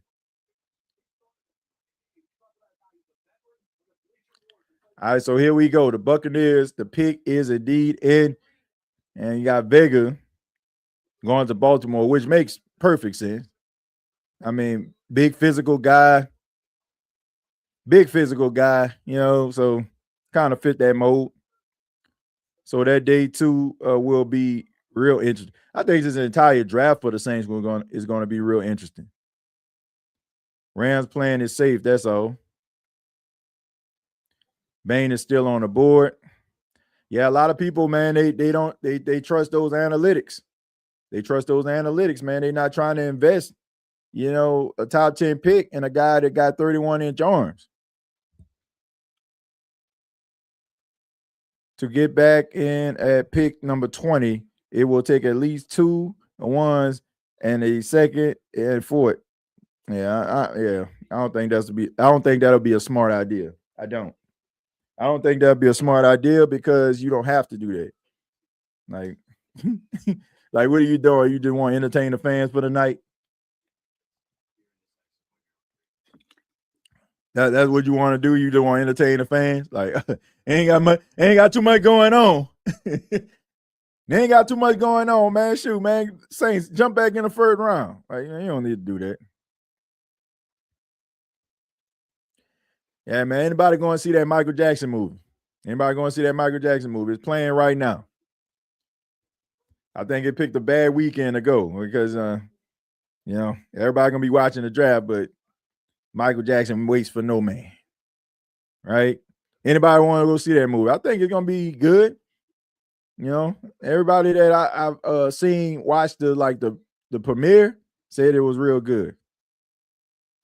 I'm gonna check it out though, man. I'm gonna go check it out. I'm gonna check that thing out, man. Check it out, yo. Yeah, right, TJ. That would be an entertainment move. Yeah, just trying to entertain y'all. Are you not entertained? I'm entertained right now, man. This draft is not going the way that anybody anticipates. I mean, from like the first couple picks.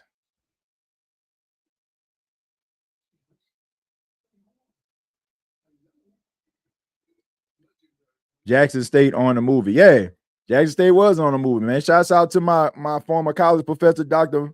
Mark G. Henderson. He a chair at a speech communication at Jackson State University. He was a part of the premiere, man. I was watching like a little commercial where they were just asking people what they thought about the movie, and I saw him a part of the clip, man. So shouts out to Mark G. Henderson. That's a legend right there, man. If you went to Jackson State Communications Department, you already know Mark G. Henderson is that guy. Probably one of the main reasons why a lot of people find me entertaining. I got my curl activator ready, TJ, and my one glove. It's a gift. It's a gift from above. Make you float like a dove. Scream like Michael with a rhinestone glove. Lord. Popcorn player. Where I get that from? Where y'all know that from? Who know their movies? Who know their movies? Somebody tell me where I got that from. I'm gonna see if somebody know what I'm talking about. But anyway, the only thing I ain't gonna like about the movie, they ain't gonna keep it real all the way. No, they not. They already was talking about They already was talking about how they took some parts out. Jeremiah, absolutely. That's where it's from. How high? Got my boy Hits from the Streets. What y'all know about that? Hits. Y'all remember Hits from the Street on BET? Got me beat on that. Do his hair catch on fire in the movie. I'm pretty sure. Like, man, I just think that people they tired of the same old Michael Jackson movie. They say the same thing. Like, man, talk about the real deal or just don't do a movie at all. Like, I get it. People want like, oh, they want to see all the dance moves and all that kind of stuff and entertainment. Like, but if we ain't gonna tell the real story, like, what's the point of doing a movie? You know, like, what's the point of showing a movie, man? Lemon's still on the board too. Yeah. But let's see what the Tampa Bay Buccaneers are gonna do right here. You know, they love they sell some offensive players. They might be Mekhi Lemon right here. Them boys, they love a wide receiver, boy. Let's see what they're gonna do.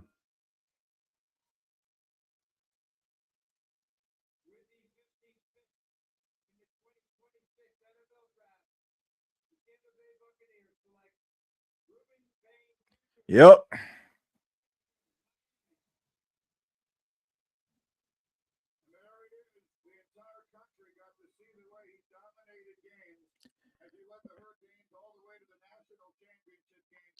So Ruben Bain Jr., man. Saints gonna have to deal with this man twice a year.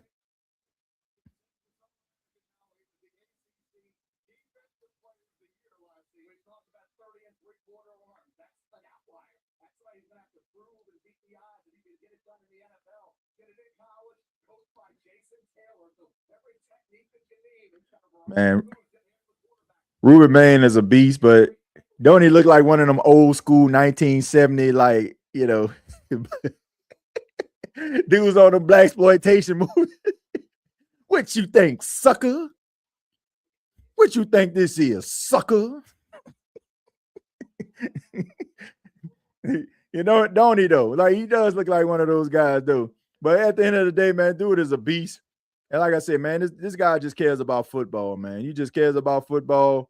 And and Tampa got themselves one, man. They got a real one. This guy, man, he can get after the quarterback, got a high motor. The only question people have about him, the only question they have about him is the fact that, you know, he got short arms. Yeah, he upset, man, because he knows. He knows the reason why, you know. Like, so you got a lot to prove. So he already good. So now you just put a chip on his man's shoulder. Oh my goodness. Dolomite Bang. Yeah, man. That man walked out there looking like Shaft. So we got to see him twice a year. Yep. But hey, man, lucky for the New Orleans Saints. They got Calvin Banks and now they got David Edwards. So, man, at least they got somebody that's going to be able to hold them back. We need a beast that can get after you. Yeah. I mean, they believe in Chase Young, but I don't think the Saints are done. Like, I don't think they're done trying to go get some pass rushes. I see. Bain seemed like a suck pick. Man, I don't want to do that, man, like that. Because if the Saints would have drafted Ruben Bain, I would have been excited. So I'm not just gonna try to just downplay the guy like he ain't like that. Saints Young at let me see. Saints Young ain't half bad though. Yeah. Every step of the way, you've proven doubters wrong. What gives you the confidence that you can continue to do that at the NFL level? I'm telling you, I can do anything I put my mind to because of my mindset. And I know when I get at this next level, it's on the clock. We believe you. Thanks. Thank you. That's a serious thing. I love it. That man says on it popping. Said, let's go Bucks. That man didn't take no photo. That man took that hat and walked off. He know what it is, man. If this man had longer arms, this wouldn't even be a debate.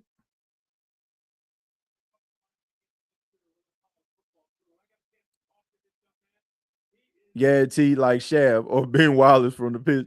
Yeah, man, he just look like one of them old school guys, man. You like one of them old school guys that used to sit on a porch and just keep up the fuss, man. If you from New Orleans, you know what I'm talking about. You walking down the street, they always had some dudes on the porch. Hey, young blood, what's happening with you, man? you such and such boy, ain't you? He looked like one.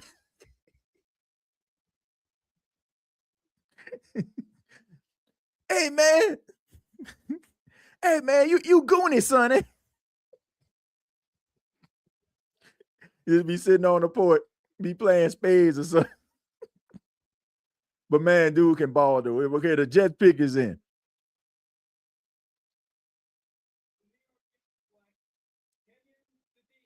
Okay, Kenyon Sadiq. That's a good pick for the Jets. So you got Mason Taylor, and now you got Kenyon Sadiq. Okay.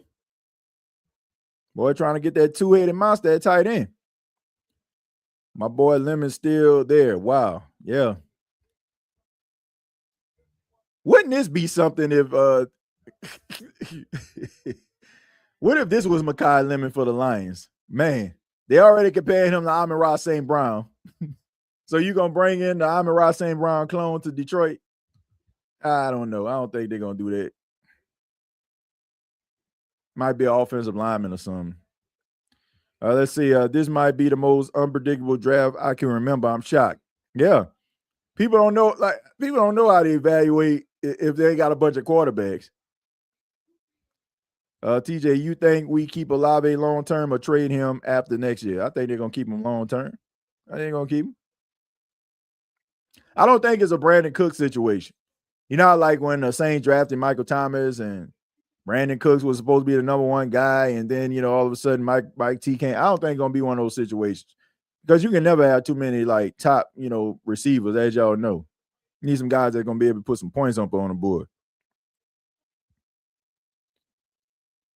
Let's see. Jets got a tight end. Who your sleeper pick, TJ? Keontae Scott, D'Angelo Pines. I think those are probably going to be some of my sleeper picks, to be honest with you. Yeah, I think those are probably going to be some of my sleeper picks. TJ, on a scale of 1 to 10, how do you like the Tyson pick? I'm at an 8 with it. I'm at an 8 with it. Probably would have been a 10 if Caleb Downs wasn't on the board. But it's not a knock on Jordan Tyson. Like, don't take that as a knock, ladies and gentlemen. Don't take it as a knock. I'm just saying, like, Caleb Downs, in my opinion, was the best player in the entire draft. Some people say Jeremiah Love, but to me, Caleb Downs was the best player in the draft. The thing that hurt him the most was the fact that he played safety. If he was a cornerback doing what he was doing, he would have been heard his name called. Tua Olaves is dangerous. I love the pick by the Saints. Jordan Tyson is not. He's not a Olave. He doesn't like play like a Chris Olave, right? And like I said, man, I don't think it's one of those situations where people just need to get upset. I think it was a good move by the Saints. You know, they got the best player available at a position. But you know, we like to go back in the archives, man, and we know that the New Orleans Saints have made some head scratches throughout the years, and I think that this is an all-time classic here on the draft reaction shows we've done throughout the years. Y'all check this out right here.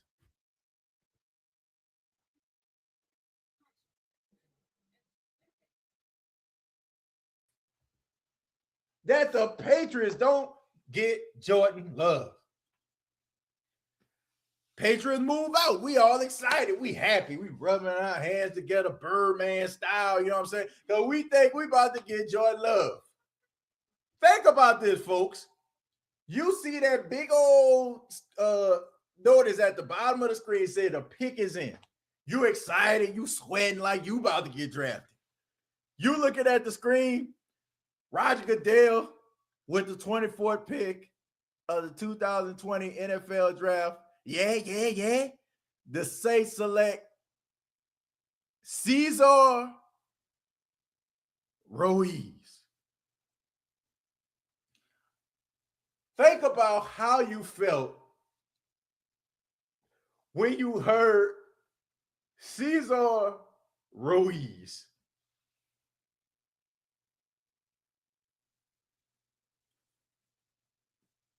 You thought about all of the time, all of the hours you spent on social media, all of the commentary that you had with other members of the Who Dat Nation, all for the Saints to draft Cesar Ruiz. All-time classic right there, man. Back in 2020. This was actually the very first draft reaction show that we did, man. And as y'all can see, man, we've come a long way, man. We come a long way from that moment right there. But, man, thank God, man. Thank God for all of the people that trust and believed in your boy, believe that this podcast can be what it is today. And I just appreciate y'all hanging out and hanging tough with yours truly, man.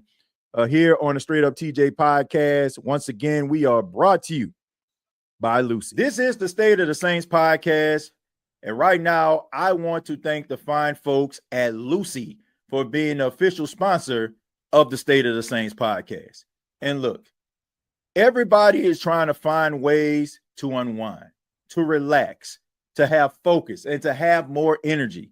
Some people like energy shots, energy drinks, coffee, right? Even neuro pills to try to get you to focus a little bit more. Everybody is trying to find ways to be in a zone and in a really good space. Now, this is for all of the pouch connoisseurs out there. This is where Lucy comes in. Lucy is 100% tobacco-free pouches, right? And it is available to you in 12 milligrams and 4 milligrams. And it also comes with a hydration capsule. So it just gives you that instant burst and a really good experience. I have a friend of mine, gave him an opportunity to try Lucy, and he has been raving about it, going absolutely crazy about it and wondering how can he get his hands on some more. Well, if you want to get your hands on Lucy and you are a pouch connoisseur, all you have to do is go to lucy.co/code. And if you don't want to wait, all you have to do is go to their store locator and you'll be able to find Lucy in your area.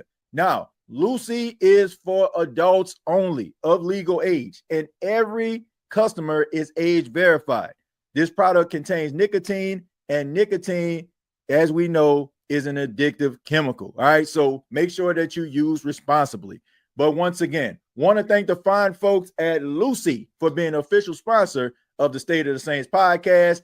And if you are a pouch connoisseur, once again, go to lucy.co/code to get 20% off on Lucy. As we can see, the Detroit Lions take offensive lineman Blake Miller. They take him, and he is from Clemson, 6'6", 317 pounds, and God has been around and one of the leaders on that offensive line for Clemson. So we know that the Detroit Lions, they had a couple guys that decided to call it a career, and now they have to revamp that offensive line. You know, you still got Penei Sewell out there, and you know you're trying to build an offensive line that is credible to be able to protect Jared Goff. So this is a start. So Blake Miller on his way to the Motor City as he is going to be protecting Jared Goff. Now we see the Minnesota Vikings on the clock, and their pick is in. This draft is going pretty fast, man. It's 9:52. You got about 13, 14 picks remaining here. So, all right, so is it Lemon is still waiting. I think that draft press conference kind of hurt Lemon, to be honest with you. You know, like everybody know how he was staring and stuff like that. You know, I mean, teams pay attention to that stuff, and they start making this round. So, you know, but at the same time, I mean, good things come to those who wait. I mean, Minnesota, they can use another wide receiver.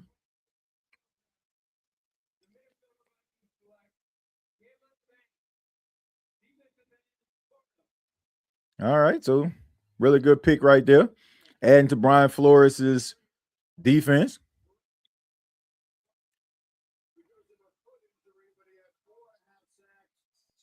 All right, so the Carolina Panthers are on the clock. Carolina Panthers on the clock.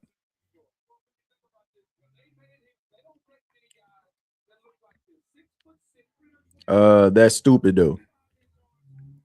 Let's see. Dallas probably will take Lemon. I mean, look, Dallas likes polarizing players. Dallas like polarizing players. They like players that are high profile. And if they can get a high profile player that can make some plays, you know it's going to be a plus. It's about a show. So yeah, I mean, I wouldn't be shocked if the Cowboys take Mekhi Lemon, but they don't need him. I mean, you got George Pickens and you got CeeDee Lamb, and then you're gonna bring Mekhi Lemon there too. Maybe that second pick for the Saints will be defensive line. I think they might get corner. I think they might go corner. It depends on like how the last few picks shape out. I mean, you still got a Hood out there. You still got Jermaine out there. You still got, you know, a couple more really talented corners. So we'll see. We'll see. TJ, are people forgetting who our O-line, Fuaga, McCoy, Banks, and Edwards? I'm not worried about no D-line in the league, least of all the NFC South. Yeah, I mean, you got very few teams that can get after the quarterback. I mean, Atlanta probably the best in the division getting after the quarterback. Because, I mean, you got Jalen Carter. You got James Pierce Jr., who all the charges are going to be dropped. I don't know if y'all heard about that. The charges could be dropped if he takes some classes. So, I mean, good things happen to you when you're good at what you do, right? And people who have to invest in you, good things can happen for you. Right? It don't matter if you go out here and break the law. It don't matter if you have people, you know, scared for their life. Don't matter if you know, resist arrest. If you can get 10 sacks in your first season, you're gonna be all right. Let's see. There's rumors that the Cowboys might trade Pickens. I don't know why. I mean, maybe his personality. I mean, I heard some things about his personality. But do with a dog, man. I wish the second round was tonight. don't want to come back tomorrow, huh? Be like, man, what else we gonna do? That Clemson defensive tackle is going to be a steal. Yeah, I agree. I think he's gonna go to the Bears though. Well, it will be us. This year it will be us. Well, look, Ruben Bain got something to prove, and he already good. Now he motivated and good. So I want to see how this pans out for the young man. That's why Atlanta going to stay cursed. If would be a good day to we start with a defensive tackle. If the Saints get Emmanuel Pregnine in the second round, I think that'll be a good day. That'll be a good day because that would be the New Orleans Saints saying a good day to Cesar Ruiz. That would be. I think you'll have yourself a solidified offensive line right there. If Pregnine don't go in the third round, I mean, it still got a lot of teams that need some offensive line help. TJ, how do you feel about the Clemson cornerback? Talking about Terrell? Are we talking about Terrell? Which one are we talking about? Which cornerback we talking about? I know Clemson got a few cornerbacks. So let me take a look. Let me see. Yeah. We talking about AJ Terrell, brother. I mean, yeah, he pretty damn good. I mean, he can be a first round draft pick. Yeah, he good. Wouldn't that be something? Wouldn't that be something if the Saints were to draft AJ Terrell, brother? Man, that would be crazy. That would be crazy, man. Those two brothers, you know, going, well, they wouldn't be going up against each other, but you know, both of them playing cornerback in the NFC South. Exactly, TJ. That's my pick at 42. TJ, you ain't right. I mean, look, it's the truth. Man, y'all know I ain't lying about no Cesar Ruiz, bruh. I hope he turns it around, but I doubt it. I already said I doubt if he's gonna turn it around. What you see is what you get. Man ain't about to turn into no elite right guard. Like you had plenty of time. This man is not gonna turn into Jari Evans. So the New Orleans Saints need to cut their losses and try to work on trying to make their offensive line better by bringing in a right guard that could possibly be his replacement. But let's see what the Carolina Panthers are going to do here.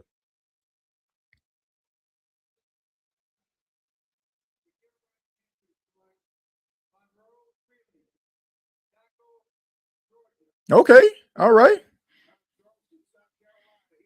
Oh man, he from Charleston, South Carolina. That's about maybe 2 hours away from me. But yeah, man, look, they try to protect Bryce Young. They're trying to protect him, man, and that's a good pick. That's a good pick for Carolina.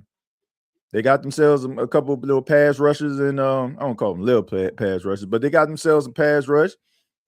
All right, we got a trade alert. Trade alert. Dallas Cowboys are trading their pick, and they're trading with the Philadelphia Eagles. Wow. Some NFC East love right there. We would think there would be no love lost. Let's see where they're gonna move up again. Let's see who they're gonna end up picking. Is this going to be Mekhi Lemon? Is this going to be Mekhi Lemon? That's the question. Because we heard about AJ Brown, possibly being traded to the New England Patriots. So if that's the case, then you got to think about Mekhi Lemon here. Going alongside Devontae Smith. So this could possibly be Mekhi Lemon. Fleeced. Cowboys making moves. Cowboys trying to stack. Cowboys going for it. They going for it. And they got some good pieces on defense. I'll give them that.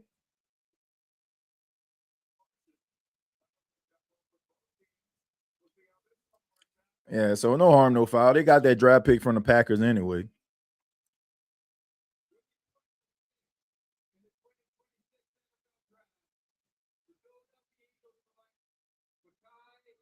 Yeah, there you go.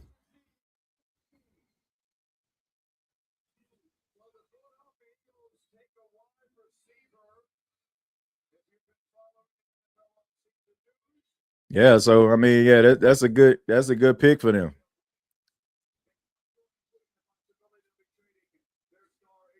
Mm-hmm. I finally got one right tonight. A scenario right. Finally.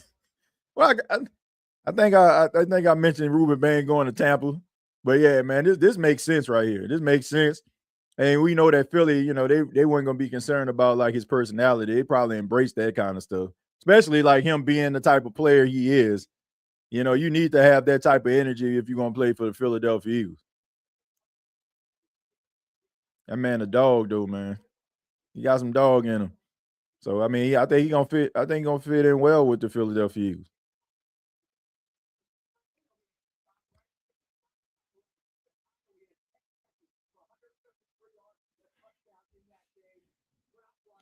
It said, fight on, man. Happy for Lemon. Yeah, I think it's a good spot for him. It is a good spot for him.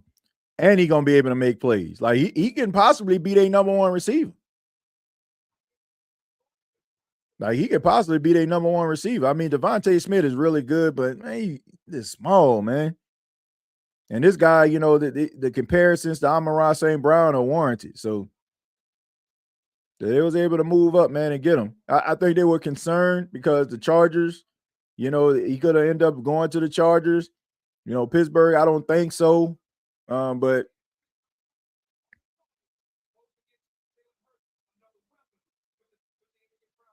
there we go, man. So that's a good fit right there, man. Let's see. What are your thoughts about Jordan Tyson? Great pick on our team. Hopefully, he's going to connect with Chris Olave on the field in NFL season 2026 for sure. If their offense turns a whole thing around, man, it's going to be a good, Chris Olave is not a selfish player, and neither is Jordan Tyson. So I think it's going to be a good 1-2 punch between both of those gentlemen. So I don't have an issue with that. I don't have an issue with that at all. I think they're going to have a really good 1-2 punch. All right, so we got a poll question up. Says, are you okay with the Saints drafting Jordan Tyson? Yes or no? For if you say yes, press 1. For no, press 2. You can type it in the chat. All right. So if you're okay with it, and you feel like the New Orleans Saints could have did something different, press 2. Think they did make the right decision? Press 1. Let's see. Cowboys and Eagles won their first round. Yeah, I agree. And like I said, I didn't believe that his personality was going to be an issue with Philly. I mean, because we know Philly. I mean, they don't mind taking head cases. They do not. They do not mind taking head cases of guys they consider being head cases. But I don't think he a head case. I just think that dude just confident in himself. The Pittsburgh pick is in. So this is what this.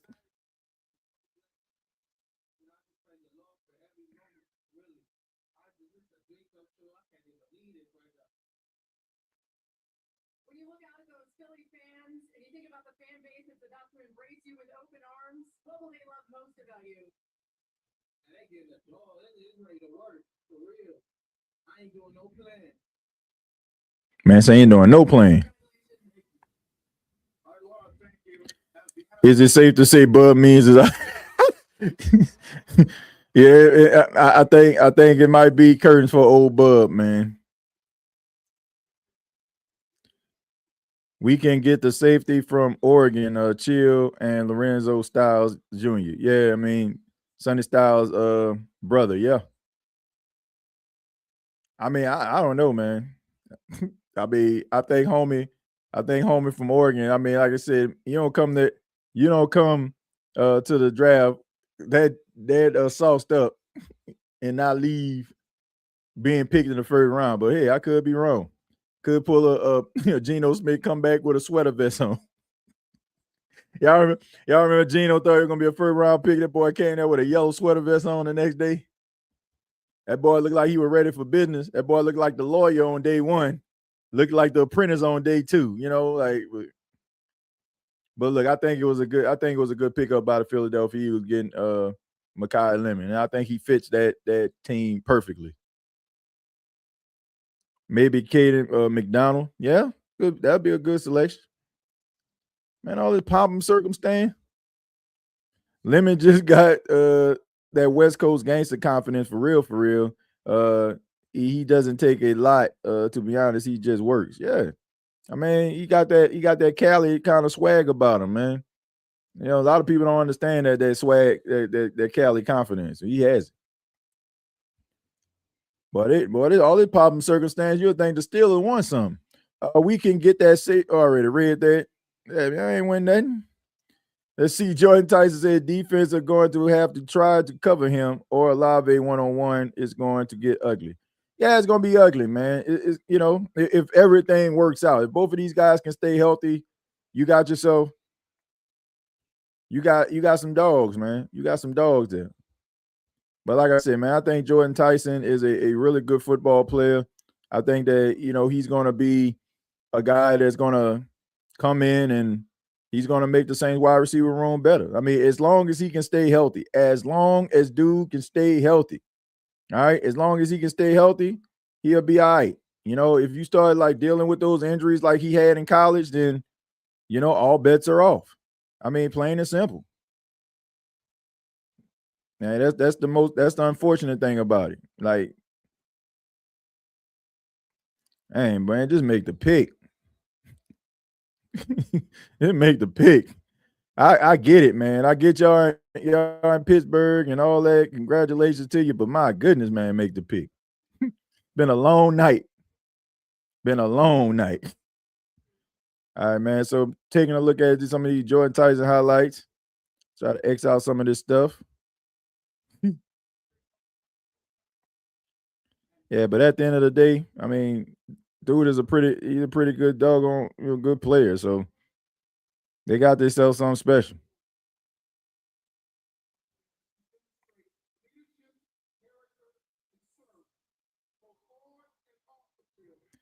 Yeah, but at the end of the day, Jordan Tyson is a really good player. And I think he's gonna be able to help out the New Orleans Saints and make them a better team. And that's all you can really ask for at the end of the day.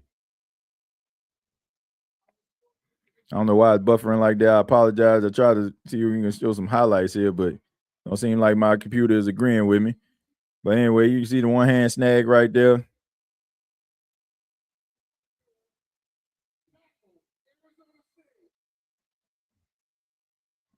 All right, so I mean, really good player, man. Really good player. A lot of people just feel like he's just a 50-50 ball type guy. I don't agree with that, but he ain't really get it up there. So I'll just go ahead and next out of that. But yeah, man, Jordan Tyson is a really talented player, man, at the end of the day. TJ, should we trade back in the first round? No. No. Call it a night. All right. I mean, be happy. You got yourself your possible number one wide receiver to complement your already number one wide receiver, and call it a night, right? Go ahead and turn them lights off and be ready for day 2 on tomorrow. The last Jordan we selected in the first round turned out to be all right. Yeah. TJ, I already read that. Says, good evening, Who That Nation. I was hoping that we get the Lane or Bane, but screw KC and the Succaneers. Like I said, you got the best wide receiver in the entire draft, so I wouldn't even be upset about that. Say, Brandon, they will really hate us having it here. LOL. We gonna be deep. Pause. We forgot most of our wide receiver room was hurt last year. Yeah. Man, pull your pants up, homie. Pull your pants up. Shoot. Let's see. I'm glad they gave Shuck another target. Healthy Olave, Tyson, A-Chain, and Pope. Yeah. Nice little room right there, man. Olave, Pope, and Tyson. Nice little room right there. Iron sharp as iron, man. Iron sharp as iron, ladies and gentlemen. Iron sharp as iron.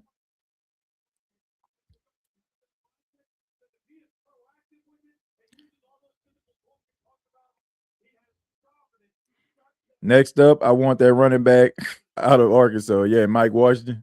Yeah. That if they get him, that it's curtain for not Olave, Kamara. Hey TJ, it'll be something if New Orleans hosts the NFL draft. I think it's coming. I mean, as much as they love like the atmosphere in New Orleans during sporting events, especially in NFL, like it's coming. It's coming. It's on the way. How we feel about Tyson, TJ? I think dude could be really good. I think he can be a special player as long as he stays healthy. All right, so the Chargers. All right. I mean, I don't know. I don't know exactly what. Well, I know what the Chargers need. Lord knows they need an offensive line. My God, boy, that offensive line was horrible.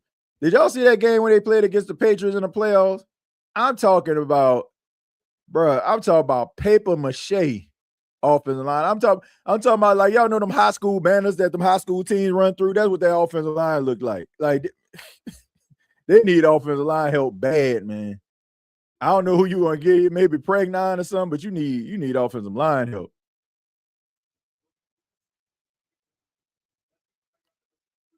I mean, y'all need offensive line help bad. Shoot, they whole draft should be offensive linemen.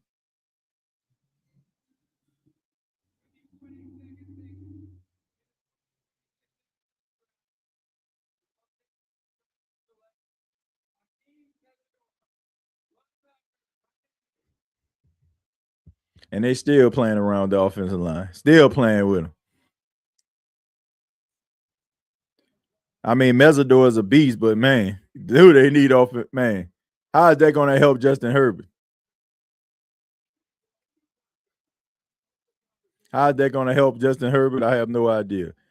I'm Justin Herbert fan, but he deserves so much better. Man, fix that offensive line, man. I like Mesidor. I mean, dude was very underrated because a lot of people were paying attention to everybody else on the defensive line, but he was the dude that was out there eating. He was eating, man. Like everybody was paying attention to Ruben Bain, but he was just out there just eating every game.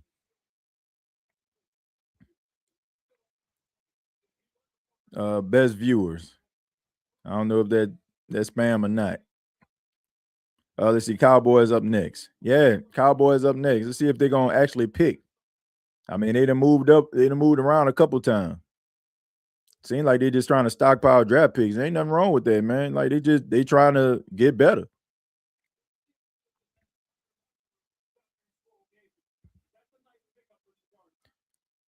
Yeah, it's a nice pickup, but still they need offensive line help, man. Maybe they probably would have drafted this offensive lineman. Man, but they need to fix that offensive line. So I'm pretty sure they're gonna put a lot of emphasis throughout this draft on offensive linemen. At least they should. Chargers need offensive help bad. Their defense always good. I mean, getting Mesidor makes sense because I mean you got Khalil Mack, but he's 35 years old. He's getting up there in age, man. But I don't think they need nothing more than they need offensive line. I just don't. Most of the big name players have been drafted tonight. Yeah. I mean, but they got plenty more. They got plenty more players that are still on the board that have not been drafted yet. And a lot of these key positions. And I'm kind of glad, man, because this draft is really making teams think because it's so simple. Like when you got a bunch of wide receivers, a bunch of quarterbacks, it's so simple. But now you got to really be cerebral and really think about the decisions that you're making when you're drafting these players, right?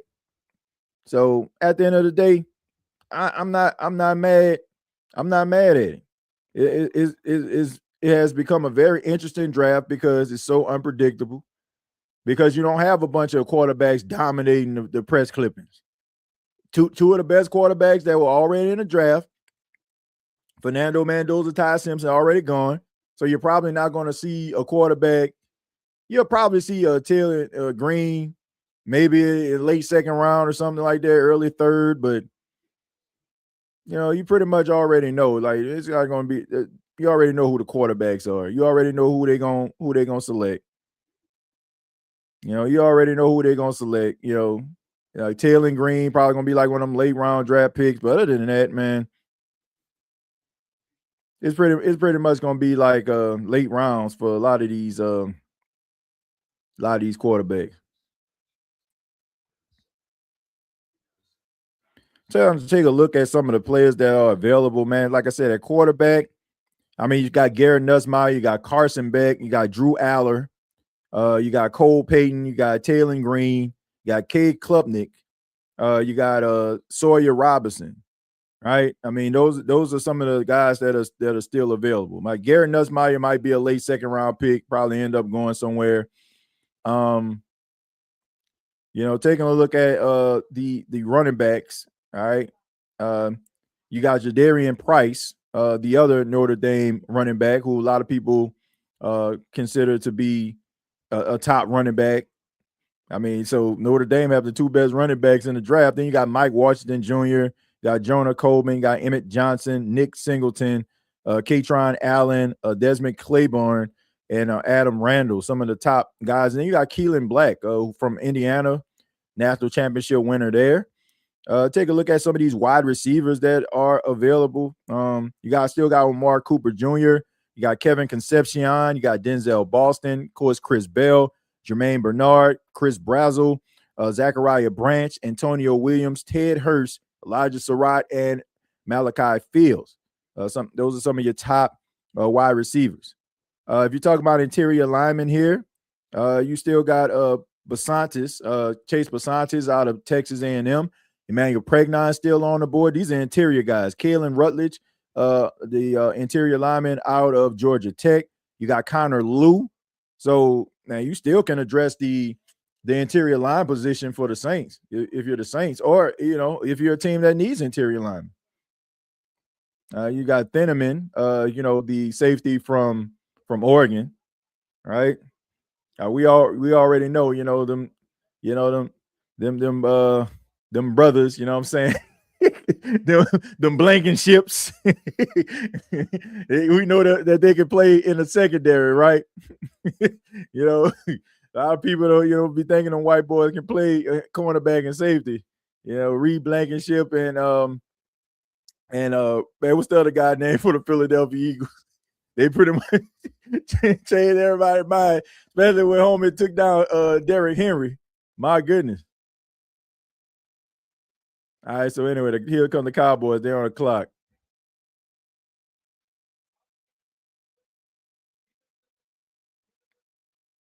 Okay, so Malachi Lawrence.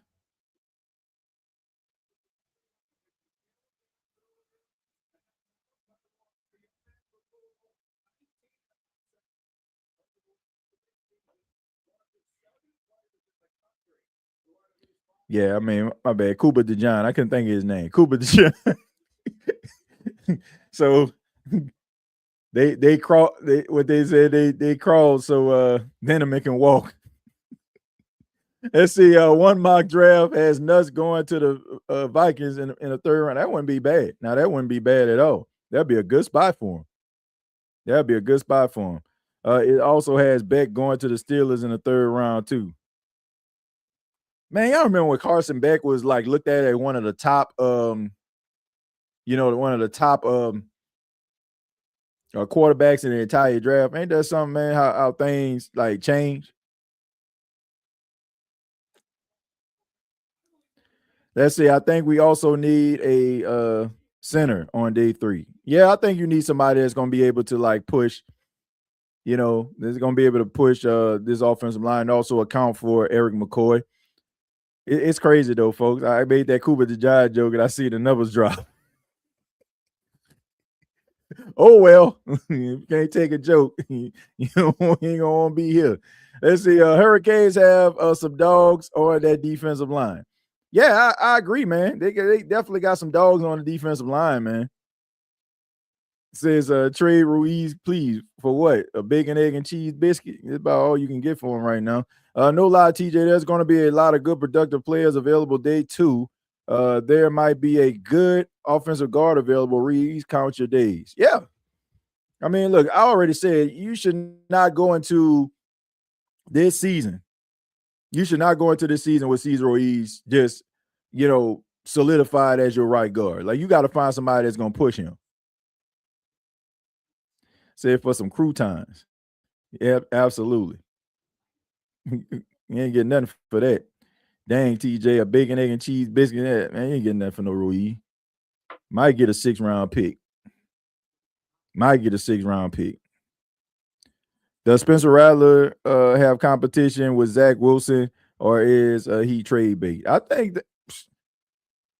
it's a little bit of both. Like if somebody called about Spencer Rattler, you pick up the phone. I mean, you pick up the phone and see what they're asking for. And I think that's probably an insurance policy for the Saints also, just in case, they find something that's intriguing and they may have to move Spencer Rattler. Day 2, we got to shore up the interior offensive line because Little Caesar, is he serviceable? But no, and McCoy is injury prone, as great as he is. Yeah, man, you got to address those positions. I'll take a 5th or a 6th round pick for Ruiz. We might get a 3rd or 4th round pick for Rattler. Yeah, I mean, if you get a 4th round pick for Rattler, that's a win. That's a win, man. Because he was a 5th round pick, if I'm not mistaken. So if you get 1 pick ahead of what he was drafted, this is a win to me. It's almost like, with Rashid Shaheed. Like Rashid Shaheed was an undrafted rookie. And you got a 4 and a 6 for him? A 4 and a 5? Like that, that's a win. Package Ruiz 1 and Rattler for a 2. 2 what? 2 proofs of purchase? 2 grocery sacks? You ain't get no 2nd round pick for that. What you think? Man, who you trying to fleece? I said, who you didn't got drunk? Shoot. Hey, come over here, man. Have some tequila, man. Have some tequila with us. Okay, check this out. I give you Spencer Rattler, Pete Warner, and Cesar Ruiz for a second round pick. All right, blood. Boy, that must have been some strong tequila because ain't nowhere in the world. Ain't nowhere in the world, boy, you getting that, boy. I'll be to laugh at you, bro, but you ain't getting that. You ain't getting nothing for that, bro. Now you ain't getting no second round pick for that. Like, come on, man. The teams might feel like you insulted them, man. Like them fighting words right there. They might challenge you to a duel after something like that. They might slap you with a glove. a what? For who?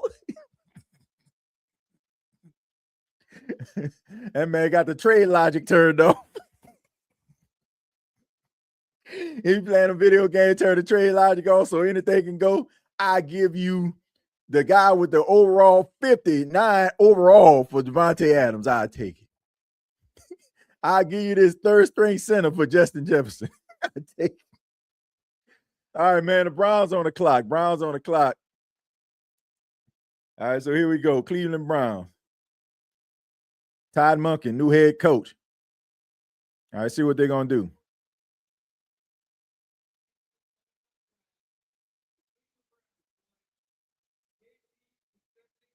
Okay, all right. KC Concepcion. That's a good pick right there.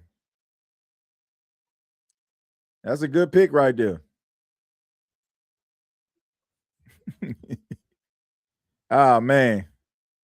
Says $1 and some envelopes, man. Shoot. Might be envelopes. I don't know about $1.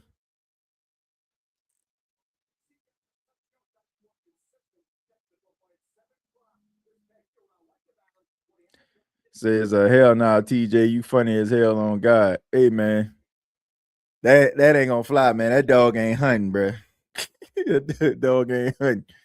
He ain't about to get no second round pick for no Pete Warner, Cesar Ruiz, and no Spencer Rattler. No way. If you get that, I guarantee you, the next news that you're gonna hear is that general manager getting fired. Because ain't no way. No disrespect to any of those guys. That's just way too much for middle of the pack players. Cowboys and Eagles cooking. Yeah. I think the Cowboys cooking. I mean, the Eagles just made a good pick. I mean, the Cowboys been moving and shaking all night. I like that pick. I pray he shines like new money. That was said how they treated this young man. Yeah, man. I hope everything work out for him, man.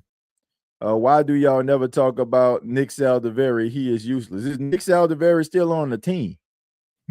I don't even think is Nick Saldiveri still on the Saints team. I mean, what's there to talk about? I mean, this guy he was like a 4th round pick. Shockingly, he's still on the team. Wow, man, Nick Saldiveri. But I mean, you're talking about a 4th round pick from Old Dominion. I'm gonna say that again. You talk about a 4th round pick from Old Dominion. You know, if we were talking about a 1st round pick from Old Dominion, he's a 4th round pick. Like, man, that's flyer territory. So we're not gonna talk about Nick Saldiveri for what? You're gonna talk about Nick Saldiveri for? Like, when you man, Nick Saldiveri need to step up. Man, Nick Saldiveri just happy he got a job. When you're a 4th round pick and you coming from a small school like that, you just happy you're on a team. So yeah, I mean, look, should he have stepped up? But I mean, putting your hopes and dreams in a 4th round pick, like if a 4th round pick turns out to be something, that's a plus.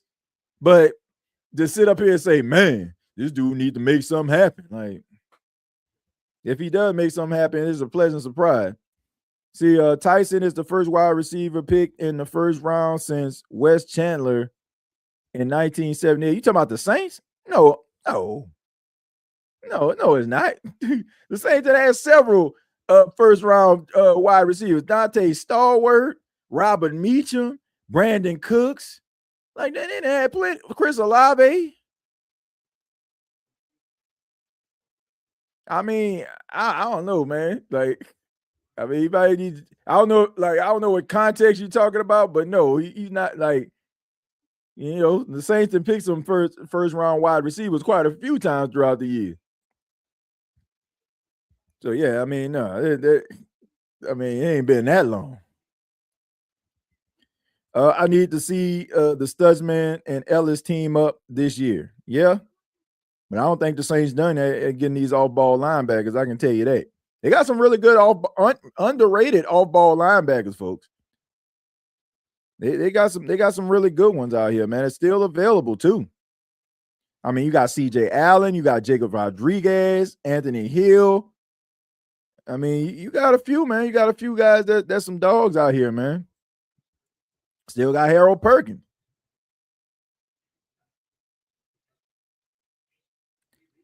He must be on that moonshine. Highest draft wide receiver since Wes Chandler.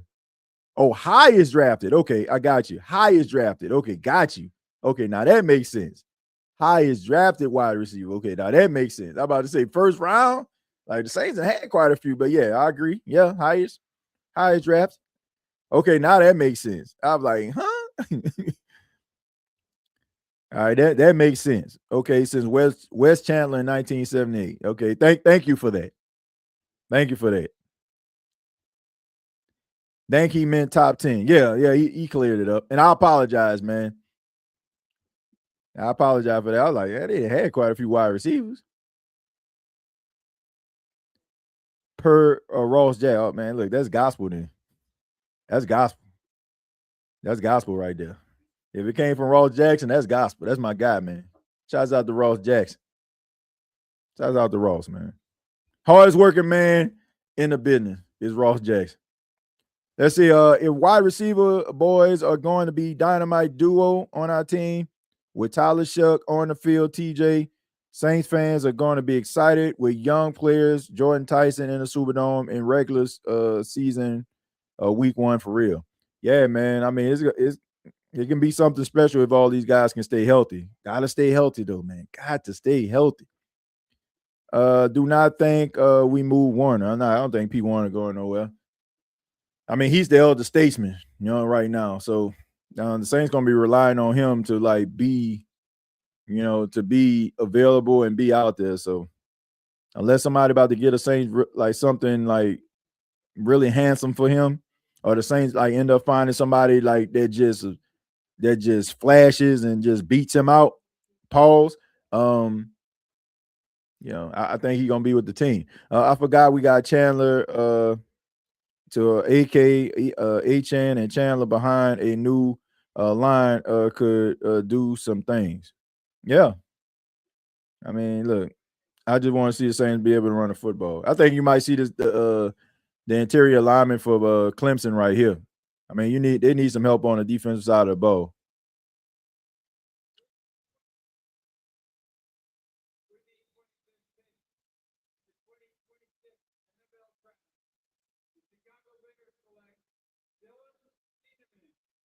Okay, all right. You got Dylan Thiedemann right here. There we go. I told you, man, you don't dress up, be looking at fly, man, to be sitting there in no second round now.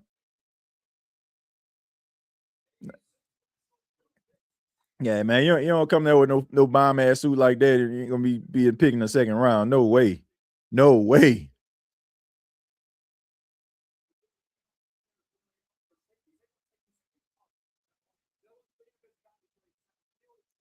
Man. I told you, man. I told you that, boy. I think you might see another cornerback come off the board for the Buffalo Bills here, man. I mean, they already got a DJ Moore. They got their number 1 guy. So it might be a cornerback, man, because they struggled in the secondary last season. Yeah, they struggled last season, man. So, like me personally, like if I'm the Buffalo Bills, I'm going after maybe getting a cornerback here. I'm thinking about getting a cornerback. So that's what I'm doing. That's what I'm doing, folks.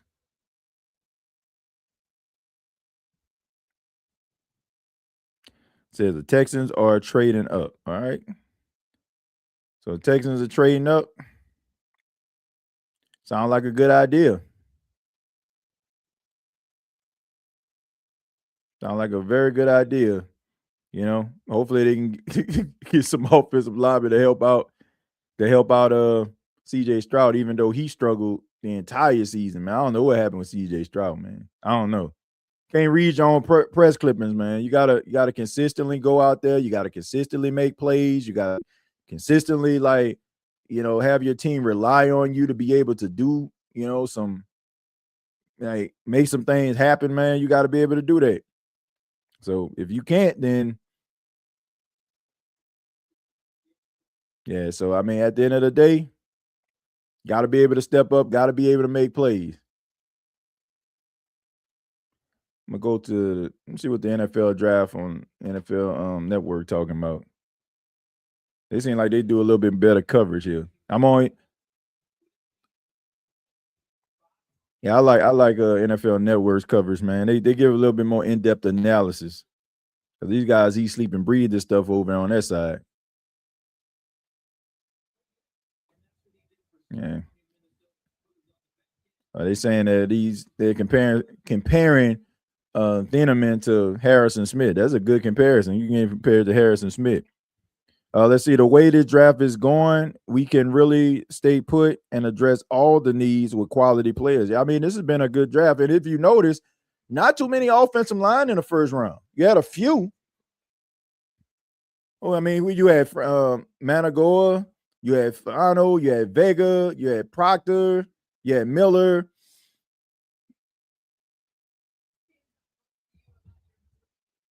So let's see what Houston does. Yeah, let's see what they do. I mean, you might want to, get an offensive lineman here, but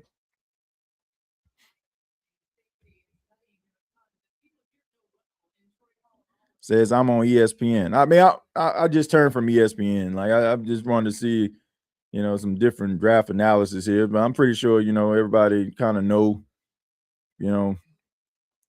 I mean, if you're watching the draft, you're watching the draft. We know who we all know who's gonna get picked together. So I done moved over to the NFL Network, but the Houston Texans have traded with the Buffalo Bills here to move into their spot. So let's see what they do here, man. I mean, you still got some really good players on the board. Like, man, this could be Colton Hood right here. This can be Terrell. I'm talking about Buffalo, excuse me. But Houston, I think they just need to address this offensive line. I think they should address the offensive line. They need help on that O-line. Miami Dolphins got traded to San Francisco 49ers at number 27. Okay. Yeah, you gotta work with them trenches, man. You gotta be in them trenches.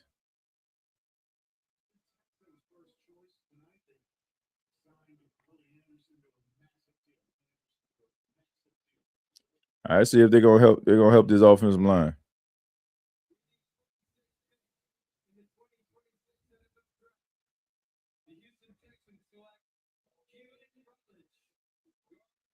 Yep, that's a good move right there. That's a good move, man. You gotta help that offensive line, man. You gotta help the offensive line bring some guys in that can make some plays. Got to. It is a must. And Keelan Rutledge is, man, I thought maybe he would have been like a second round pick or something.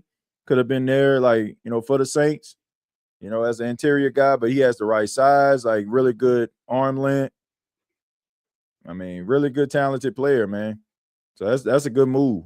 That's a good move. Like, you got your defense, like, got them flying all over the place. Got them flying. And now you fix this. Now you fix this offensive line. But that's a good move right there. Really good pick. All right, so the Miami Dolphins, as of right now, are on the clock. And let's see what the Miami Dolphins are going to do, man. New head coach.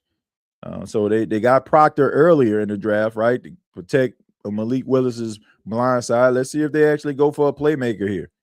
Go for Omar Cooper Jr., maybe a Denzel Boston. See if they get themselves. They need some wide receivers here. So see what they can do here. I'm not sure Pregnon will be there in round 2. Well, I mean, we know that the Kansas City Chiefs, they need some help on the offensive line, but they also need some defensive line help. I mean, they're aging defensive line. Buffalo, to me, I think they need to go they need to get a cornerback. They need to get a cornerback, man. That secondary was just getting torched, absolutely torched last year. So if you can get like Colton Hood or something, or Terrell, you might want to grab one of those guys. This might end up being a make or break season for Stroud. Yeah, I think if he can't get it together this season, then you got to start wondering, is he the guy for the future? Like he had that amazing rookie year, and you had Texans fans feeling like they had their guy, but look, man, you only funky as your last cut, right? That's just the truth. Like you got to be able to bring it every single year, and if you don't, then guess what? You ain't gonna be in the league for long. The Bills need either to go offensive line or corner. I think they need to go corner more than offensive line. I mean, they were getting torched, dude. They were getting out. I watched quite a few Buffalo Bills games because they were on prime time quite a bit. And man, they were just getting torched. They need somebody that's gonna be able to show up their secondary. The Bills already read that, says TJ, who would you take at 42? I think the Saints need to get themselves a corner in the second round. Maybe somebody like Keontae Scott, D'Angelo Pines, and if one of those guys that I just mentioned, like Terrell or Colton Hood, if they're available, if they're not taken before 42, I think that's what the Saints need to do, because they need to get somebody that's going to be in a slot. D'Angelo Pines might, not fit that mold for the Saints. It just seems like, they about them analytics and all that kind of stuff. So maybe him being on the smaller side, they might look past him. But hey, man, you had Tyrann Mathieu out there and it worked out. So, and this guy, like I said, he's a dog. But if you can get Keontae Scott, I think that'll be a good pickup for the Saints, because he is like a true nickel corner. And I think he'll come there with that mind frame, knowing what his assignment is and be able to take advantage of that. Our cornerbacks are still iffy to me.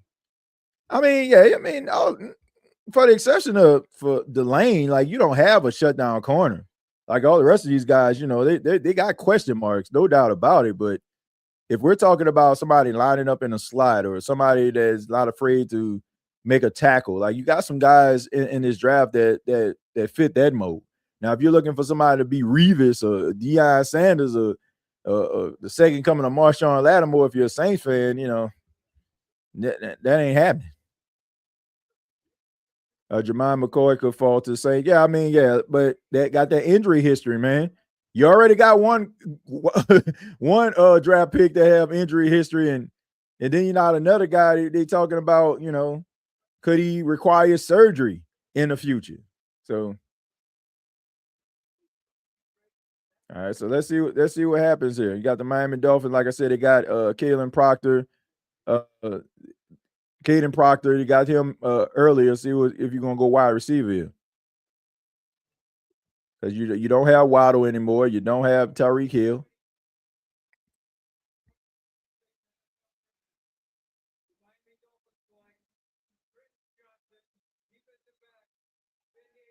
Okay, all right, Chris Johnson. I mean, very underrated guy. Not a lot of people talking about him.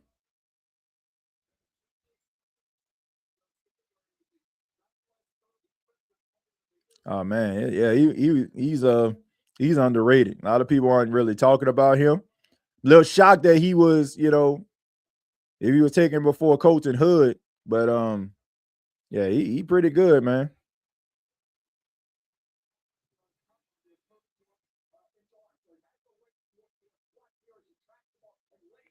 Yeah, but that's the thing about him. Like if you watching this on ESPN, I want y'all to pay attention to him. Like some of his technique, he can find himself like getting in a lot of trouble. Like he really handsy, and that can go into a lot of flags.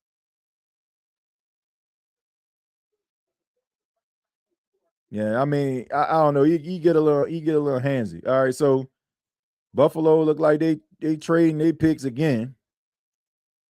All right, so they traded with New England. So some AFC East love right here. With the 28th pick of the 2026 NFL Draft, New England Patriots select Diana Rossini. I'm just joking. Who y'all think the Patriots gonna get here, man? Man, they was in the Super Bowl. They was in the Super Bowl last year, man. So try to think about what they may need. Man, they got themselves some really good running back, good wide receivers. You know, might end up getting might need a little help at the wide receiver position. But if you got AJ Brown, you got him coming. You know, more than likely you about to trade for him. Maybe a tight end. You know, are you going tight end here? You know, maybe Eli Stowers. You know, offensive line, maybe. I mean, you get yourself another wide receiver, you know. But like I said, you got AJ Brown coming. So what are you going to do here? Let's see what they're going to do.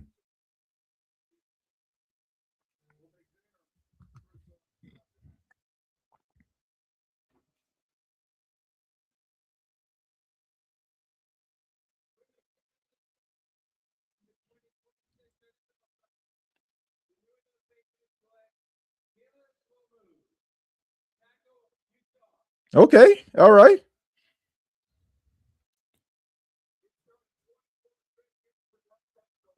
Uh-oh.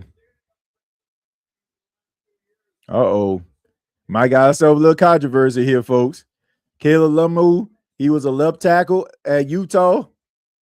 I mean, could this be them possibly maybe moving Will Campbell to the inside? I mean, could it be? I mean, he didn't give up a sack this entire season in 2025. So maybe this could be like Will Campbell maybe sliding to the inside at guard.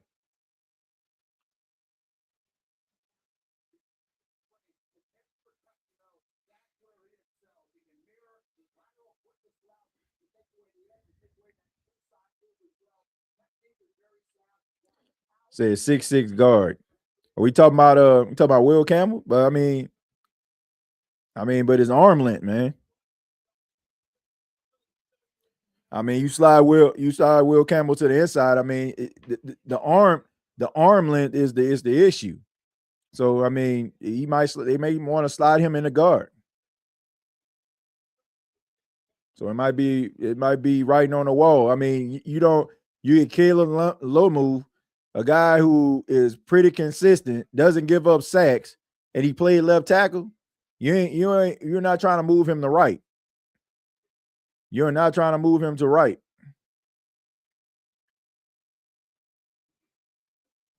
Campbell at guard might make sense long term for him. Yeah.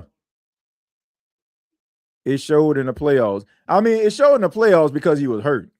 And, you know, he couldn't rely on his athleticism. That was the one thing that Will had going for him. He was so athletic. You know, like it was, you know, he can be able to compensate for the short arms. But when you're injured and you got short arms, you know, like it's a recipe for disaster. So, yeah, man. You know, I think that maybe sliding into guard might be beneficial to him. But you're not drafting Lomu for him to be playing right tackle if this guy is showing you that he was dominant at left tackle at Utah. Just not happening, man. Lord, they just took tackle. Yeah. I mean, I think more like if Lamu ends up playing left tackle, I think more teams need to do this. Like everybody just want to be politically correct. Everybody want to just prove like, oh man, we ain't make no mistake. Look, if you feel like, man, maybe we just need to go in a different direction, just do it. I just think that teams set themselves back by going out here, going after guys, you know, that are opposite of the positions they need just to try to save face.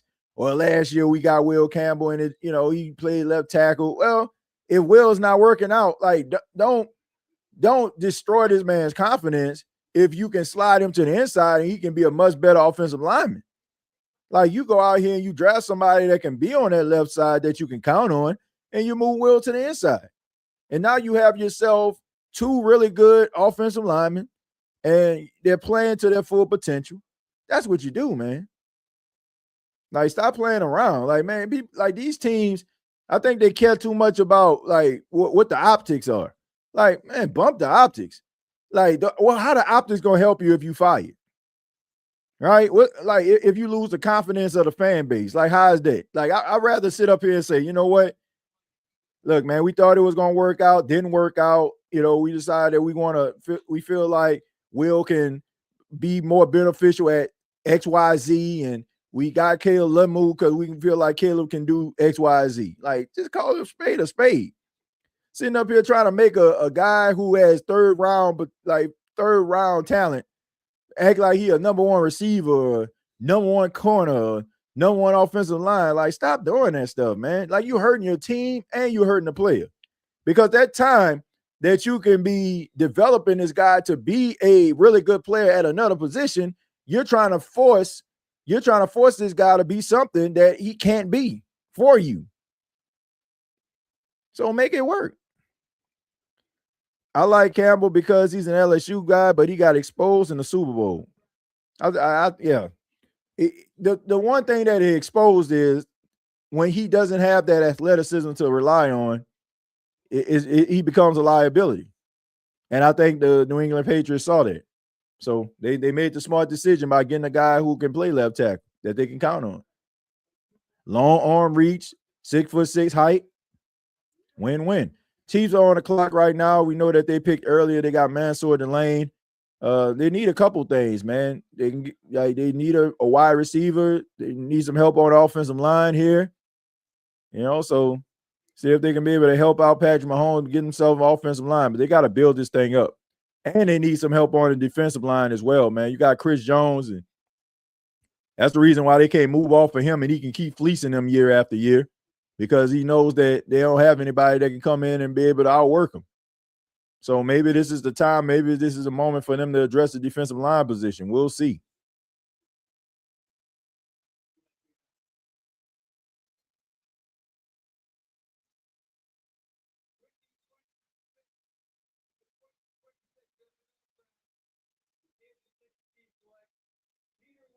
There we go.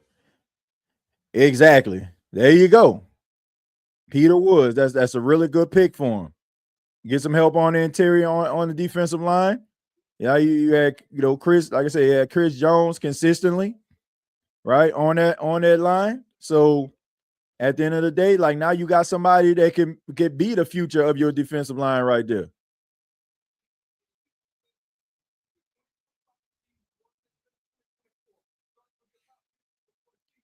I had Peter Woods going to the Chicago Bears, but yeah, but this is a good pick for the Kansas City Chiefs. They needed help on the defensive line here.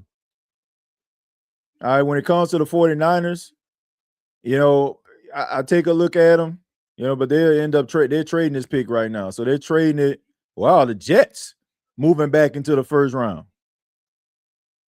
Wow, man, the Jets have been extremely active tonight. So they have moved back into the first round. So with that, the 49ers have moved out of the first round. But that's what happens when you're a really good football team. And I'm pretty sure they're probably going to end up getting a wide receiver in the second round at some time, to be able to help out. But yeah, the Jets are moving back in. This could be the Jets maybe picking up a cornerback here. Maybe they feel like there's a guy that can be in the secondary for them. Like, I don't know if you're moving back into the first round to try to draft yourself a wide receiver here. So I think they're going to end up getting a cornerback. You need some help there. And like I said, they got a few guys that they could actually choose from in the first round here at cornerback. Let's take a look at some of the guys that they can get. They can get Jermaine McCoy, Colton Hood. You can get Terrell, right? You can get Traden Stukes. I think maybe like Keontae Scott, D'Angelo Pine, those guys are maybe like second round picks, but we'll see, man. But this can be them trying to possibly getting a starting corner right now. Like there must be somebody that they really love. They probably thought wasn't going to be there, and no, this is a great opportunity for them to snatch him up.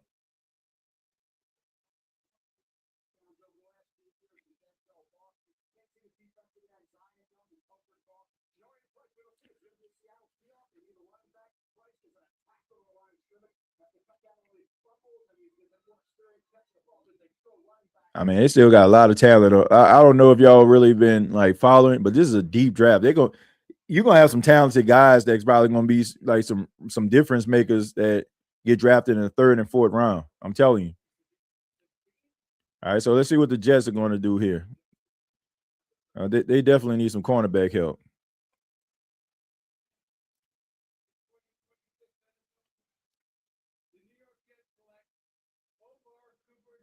Okay. All right. Or you can get Omar Cooper Jr. So that'll work too.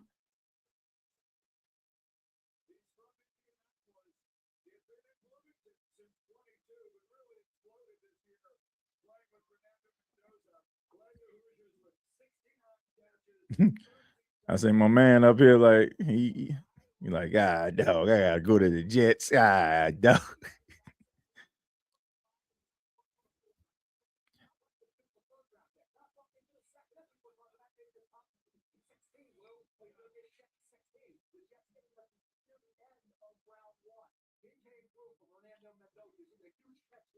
Man, that was a hell of a catch, though. I watched that game.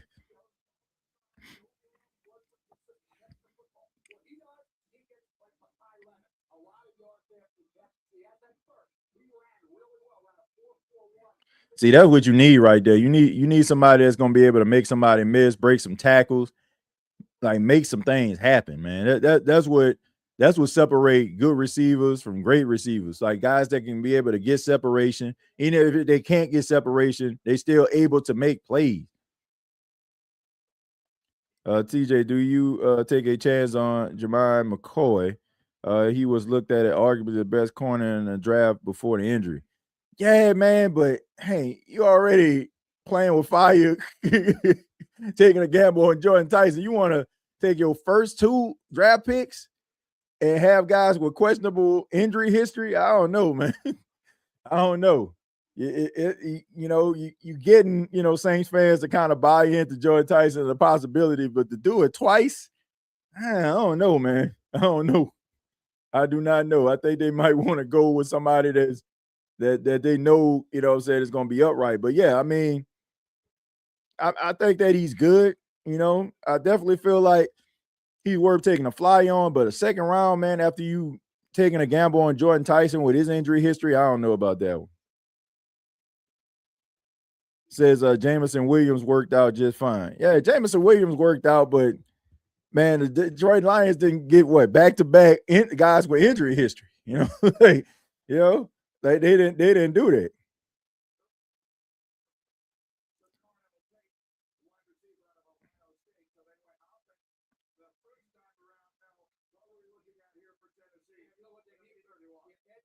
All right, so the Buffalo Bills traded out. So the Buffalo Bills traded out of the first round completely. They saying it's the Tennessee Titans. Are the Tennessee Titans picking? Okay, and Buffalo like thanks, but no thanks. So they probably feel like they can get that cornerback they want in the second round. Makes sense. Makes sense.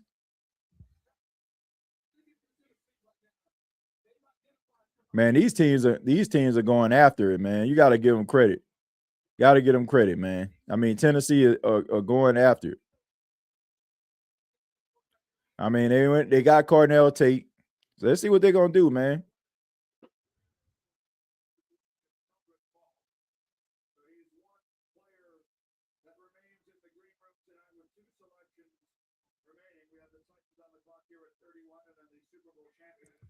Man, that's why I don't know if I'll be able to go to the draft. Like, am I gonna be a top 10 player? Shoot. I don't want to be the last person in the green room, man. D'Angelo Pines and Will Lee the third could be free. Yeah, it could be. But I just think you need to I think you need to like go with a sure thing. Like you're taking a gamble with Jordan Tyson, and it's boom or bust, right? I don't think you want to do that twice. Now we talking about like now King Arthur. If we talking about third round or something, and he there, like yeah, of course, like absolutely. But second round, I don't think so, man. I don't think so.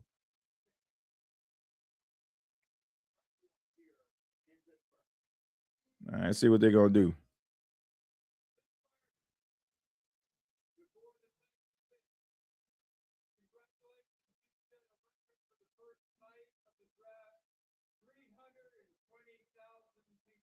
God, oh, that's a lot of folks. 320,000 people. That's insane, man. I really don't know who the Jets quarterback was. Who is the Jets quarterback?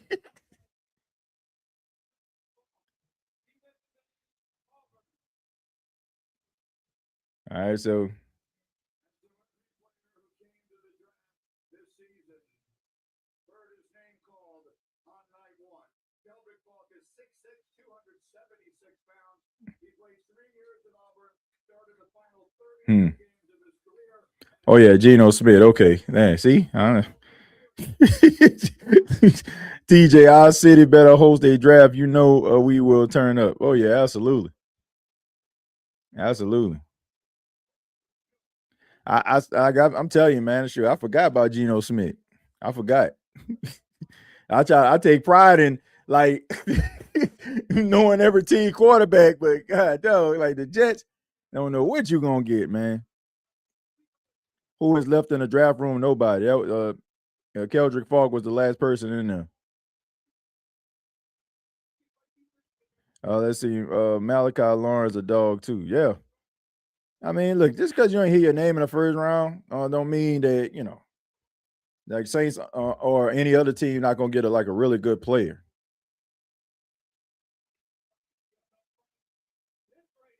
But man, I mean, there's a lot of things be going through these guys' minds. Agents probably be telling them they heard this, they heard that. You be sitting next thing you know, you're the last person in the green room. But now you got the Seattle Seahawks. That's the very last pick of the night. And I want to say thank you if you stuck here from start to finish. Y'all the real MVPs here on the Straight Up TJ podcast. Really do appreciate each and every one of your time. Make sure that y'all hit that like button. We'll be back to break down round 2 and 3 on tomorrow. But also, I'll be on the Roar of the Lion UK podcast. I go on the podcast every single year. Shouts out to those brothers across the pond. Just breaking down, the Saints draft picks and just kind of talking a little bit about, the decisions and all that kind of stuff. So I really have a good time over there. So make sure that y'all check out the Roar of the Lions UK podcast. I'll be on there tomorrow at 7:20 p.m. Eastern. So that'd be 6:20 Central Time. Well, Seattle rounds out the first round. Yep.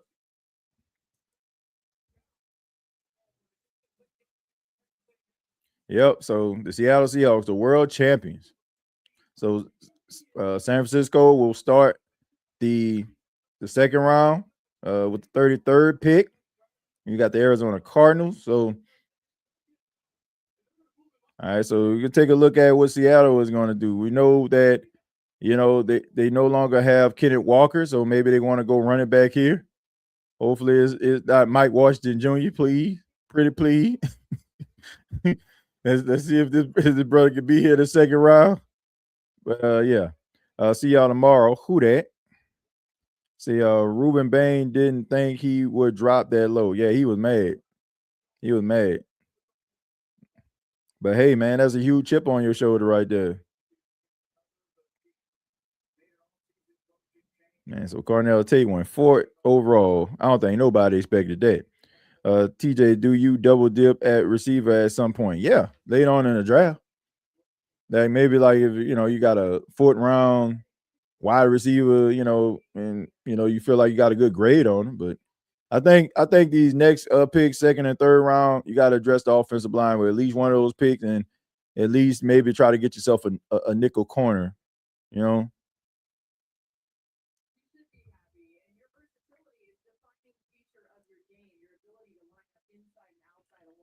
know, Keith Williams going to have Tyson, right?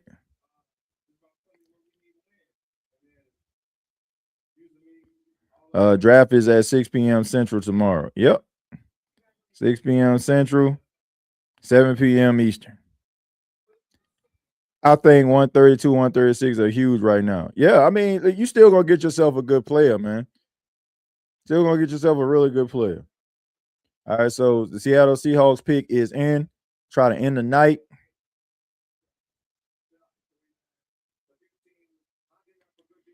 I mean, they have moved up. Like Tennessee moved up, Jets moved up quite a bit. Cowboys moved around throughout the night. Kansas City, you know, they were able to move up. So, I mean, I think a lot of these teams really just showed that they really wanted it, and they want it, and they want to make some things happen. And you know, they're not afraid to go after it, and nothing wrong with it. But you know, if you look at the New Orleans Saints, they don't feel like they're close just yet. So maybe in the future, if they play their cards right, if they can get a draft kind of similar to what they did last year, it doesn't have to look like last year, but if they can get close to maybe get some quality players, maybe you can see the Saints willing and dealing.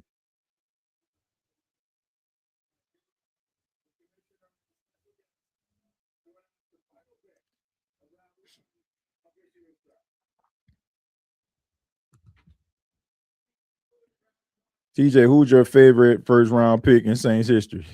Favorite first round pick in Saints history? Cam Jordan. Cam Jordan. That's my favorite pick.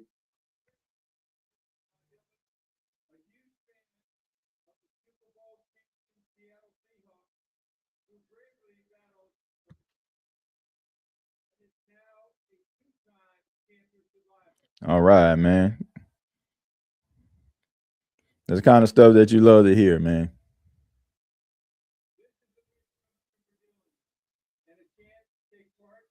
And congratulations to Dylan, and man, that's great. Here, man. We survived cancer twice. All right.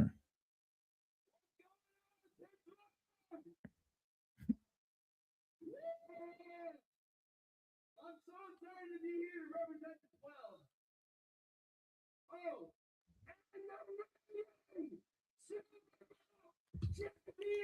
Man, all right, man. Oh, that boy excited.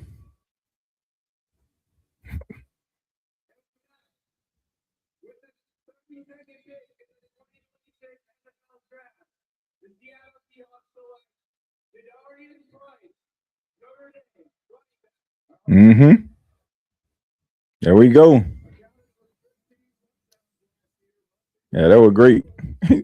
Shouts out to Dylan, man.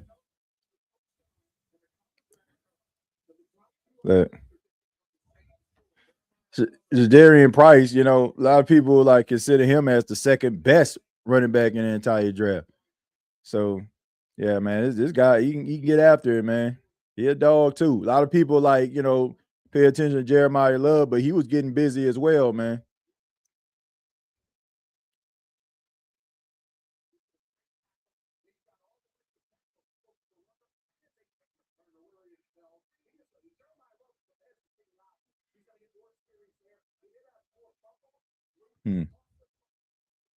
Say my ears.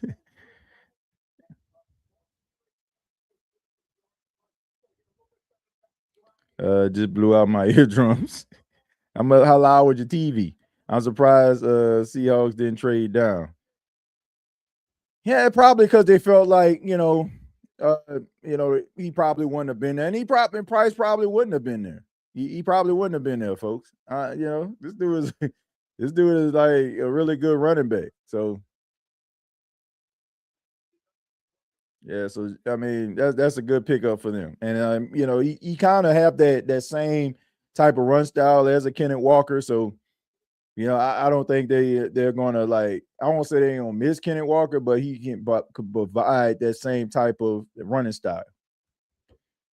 But there you have it, ladies and gentlemen.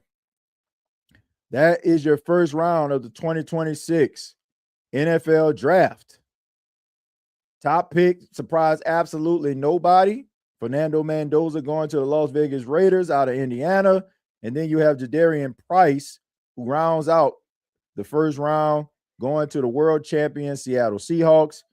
The New Orleans Saints took Jordan Tyson with the 8th pick. We seen Carnell Tate be the first wide receiver taken off the board, going 4th to the Tennessee Titans, which was a shock. And then you had Jeremiah Love going 3rd to the Arizona Cardinals. That was a little bit of a shock. You have the Kansas City Chiefs moving up to get Mansour Delane. And you've seen a couple more teams, move around. Caleb Downs going to the Dallas Cowboys after the Dallas Cowboys traded up in order to acquire him. I thought Peter Woods would have ended up going to the Chicago Bears. Instead, he goes to the Kansas City Chiefs.